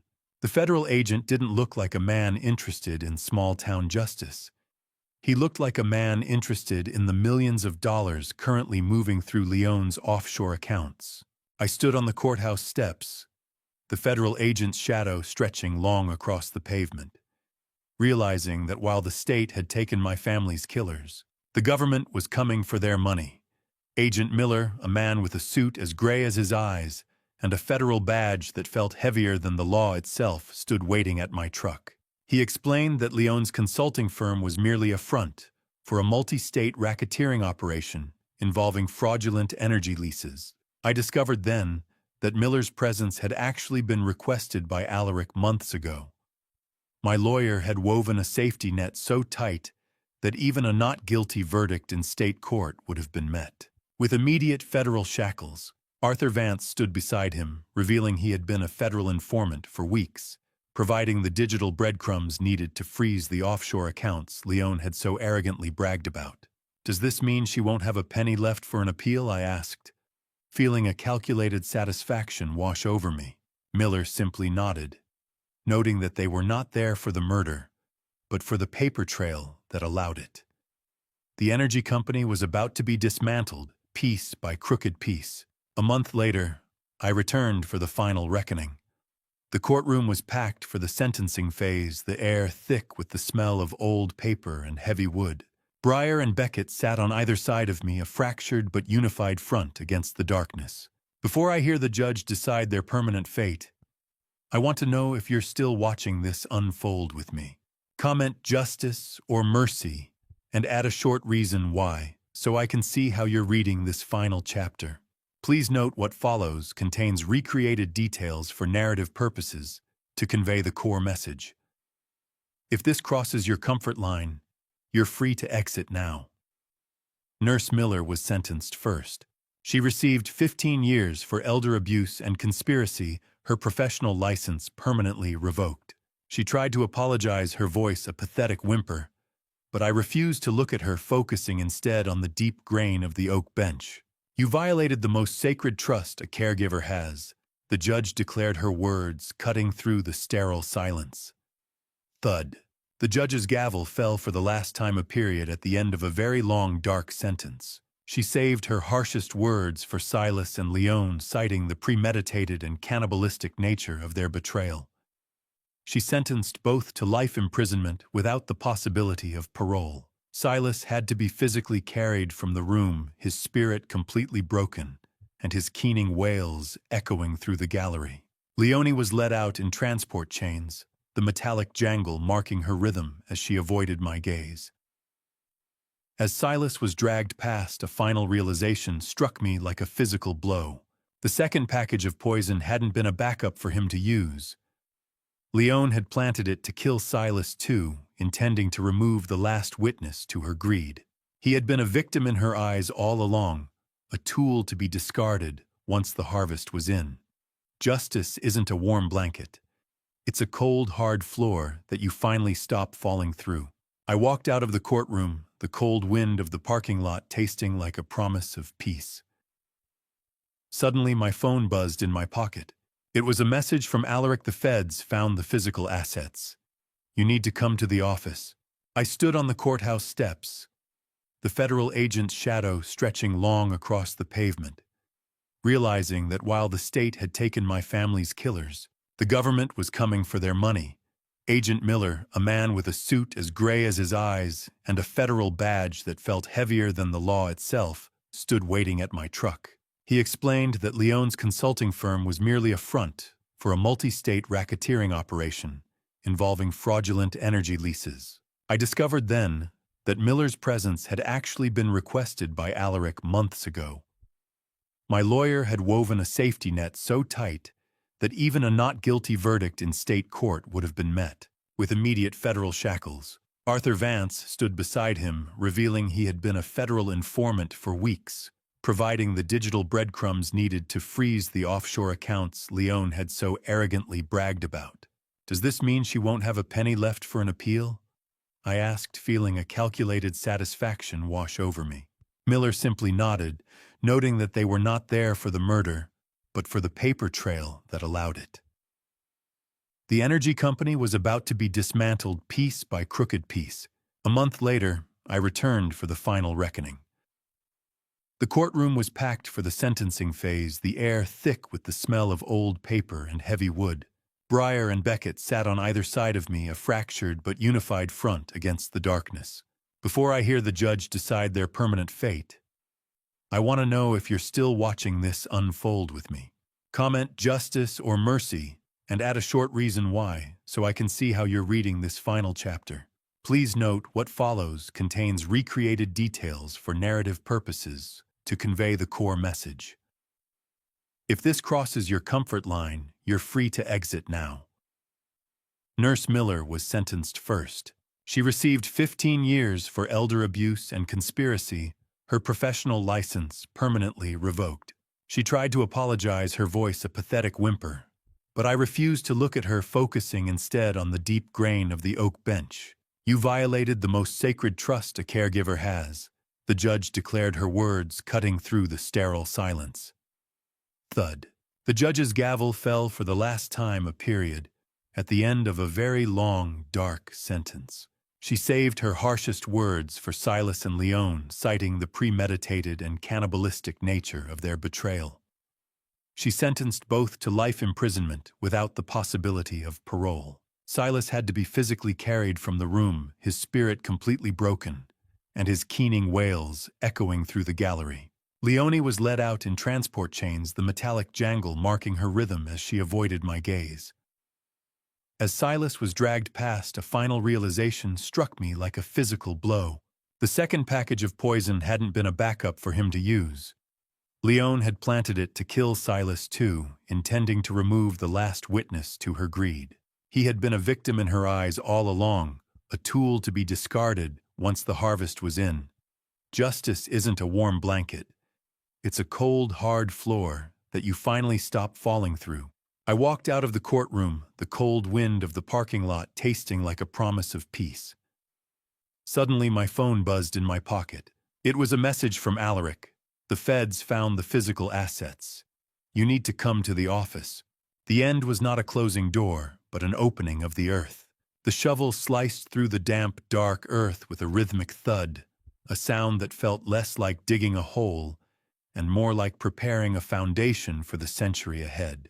Under a clear morning sky, I watched as Breyer and Beckett worked together to position the first hazelnut sapling. The cool, metallic touch of the shovel handle was a grounding weight against the warmth of the sun on my neck. The tension of the trial had been replaced by a quiet, focused cooperation, as if the physical act of planting was finally healing the rot Silas left behind.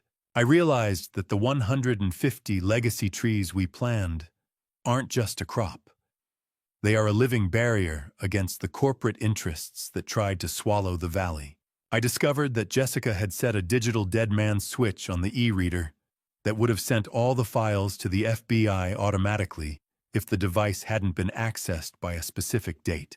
She had planned for every failure, including my own potential silence. Steady Beck Breyer said, her voice soft but firm. Keep the roots spread wide. Mom always said they need to breathe. Beckett nodded, his eyes clearer than I had seen them in a decade. I've got it, he replied.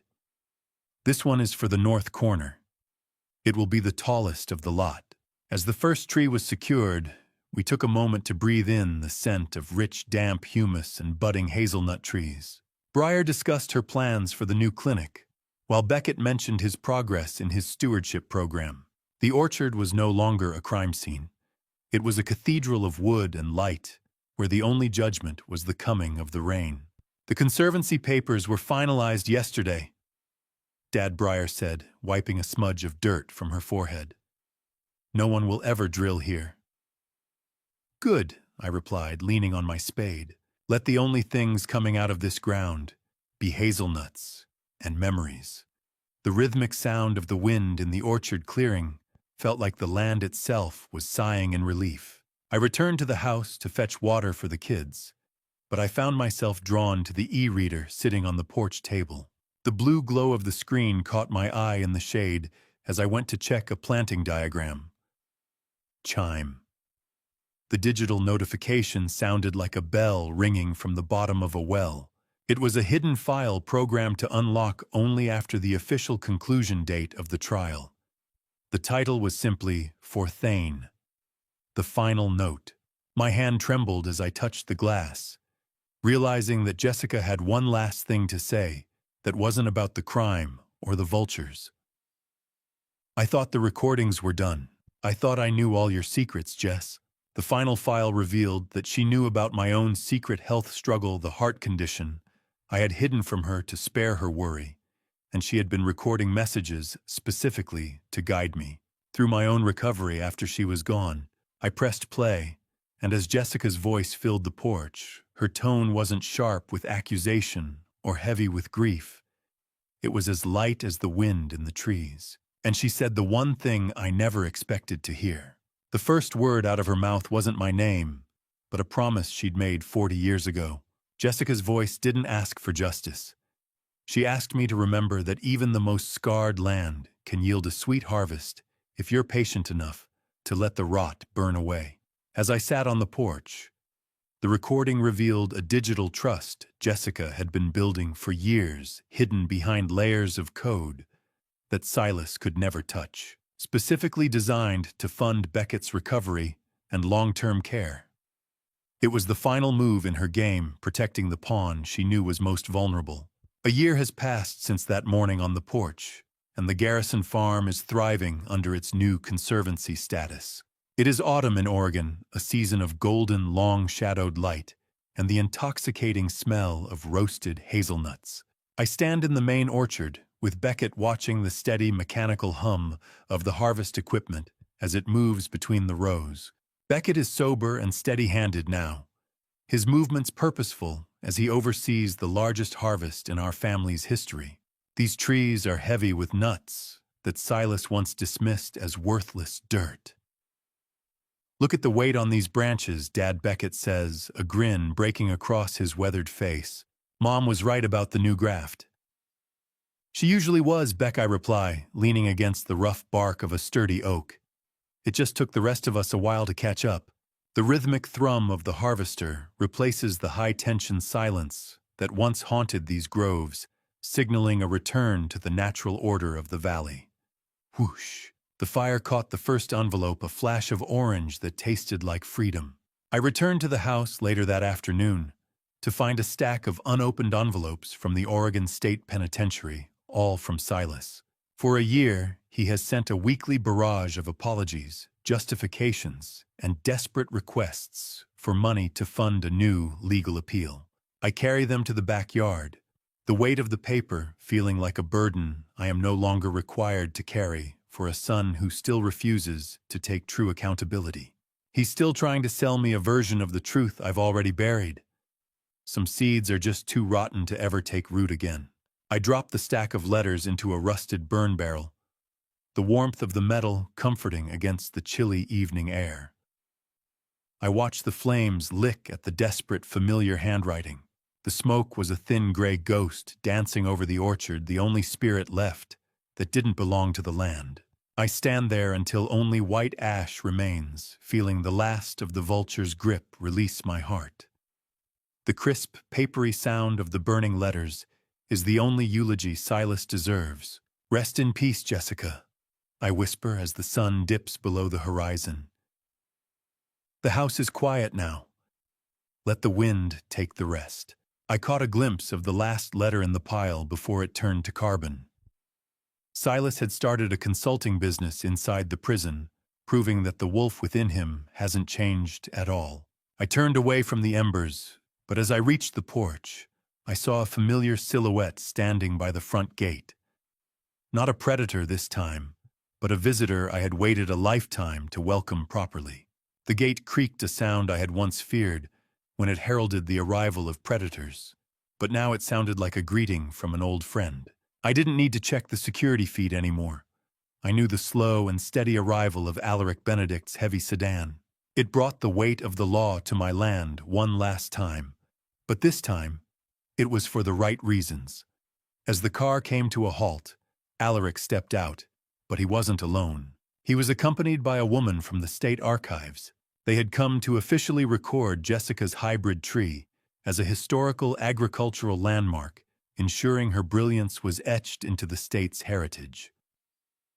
We walked together toward the center of the newly protected 50 acres, the gold-tinted light of an Oregon autumn filtering through the leaves. At the boundary of the conservancy, we gathered around a granite boulder. Beckett and Breyer helped me pull back the canvas to unveil a modest bronze plaque. I ran my fingers over the cool, smooth surface, reading the words, "The Jessica Garrison Memorial Conservancy." Alaric read the official charter aloud, his voice steady, as he navigated the legal language that forbade any mineral or gas extraction in perpetuity. "She always wanted the orchard to be a sanctuary," Thane Alaric said, looking out over the rows. "Now it's permanent. The law finally caught up to the land, and the greed that almost claimed this soil has been buried for good." We moved deeper into the heart of the orchard, where the final hole remained. Tree number 150, a hybrid Jessica had spent years perfecting, sat in its burlap wrap. I invited Beckett and Breyer to hold the sapling together, their hands steady as they positioned the future. I took up the shovel, the rhythmic sound of the metal meeting, the damp earth acting as a pulse for the silent valley. As I shoveled the last of the rich soil over the roots, I realized that the truth wasn't just in the recordings or the courtroom transcripts. It was in the resilience of the life we had preserved. By donating this land, I had effectively made the energy company's remaining surrounding leases worthless. Their multi-million-dollar gamble had collapsed because one old man refused to move, dealing a final blow to the vultures from beyond Jessica's grave. The truth is a slow-growing thing like a hazelnut tree. It takes years to root, but once it does, no storm can shake it. "This is the last one," Dad Breyer whispered, as the sun dipped below the horizon, painting the sky in shades of honey and violet. "The circle is closed." "It's not an end," Beck, I said, looking at my youngest son. "It's the first day of the rest of the forest." The peaceful silence of a valley without secrets settled over us, smelling of crushed hazelnut leaves and cold granite. I walked back to the porch alone, picking up the e-reader one last time. I watched the screen flicker as the battery hit its final percentage. It displayed the last image Jessica ever took, a photo of me from behind, looking toward the horizon with a simple caption, "I knew you'd find me, Thane." I let the battery die, the screen fading to black as the first star appeared. I looked up and saw a flash of a white dress moving between the rows of trees, not a ghost of a victim, but a guardian of the land. The end. When I look back on everything that happened, I realize this was never just a victory over criminals. It was a mirror showing me where I had been blind. For years, I believed that love and hard work alone could protect a family. But this family story taught me that silence can be dangerous. When we ignore warning signs simply because they come from someone we love, we give betrayal a place to grow. Some people online might call what I did a dad revenge, but the truth is more complicated. My dad revenge was never about hatred. It was about refusing to let greed erase the life my wife built beside me. This family story forced me to confront a painful truth. Being a father does not mean closing your eyes when your children walk into darkness. Sometimes love means standing up to them. If there is one lesson I want to leave behind, it is this: do not make the mistake I almost made. Pay attention to the small changes, the quiet lies, and the moments when something in your heart tells you the truth is wrong. A family story can either become a legacy of trust or a warning about what happens when truth is ignored. And what some people call dad revenge is sometimes simply a man choosing justice over fear. In my darkest moment, I remembered something my wife once told me: God does not promise a life without storms, but He gives us the strength to walk through them without losing our soul. That reminder kept me standing when everything else collapsed. And if my dad revenge means anything at all, it means protecting the truth so the next generation can grow in better soil. Thank you for walking with me to the end of this journey. I'd truly like to hear your perspective. What would you do if you faced a situation like Thane's dilemma? Share your thoughts in the comments. If this story resonated with you, consider subscribing so you won't miss future stories of resilience and difficult choices. A gentle note: while this narrative draws inspiration from real-life themes and social conflicts, certain details were dramatized to enhance the storytelling experience. If this type of content isn't your preference, feel free to explore other videos on the channel that may suit you better.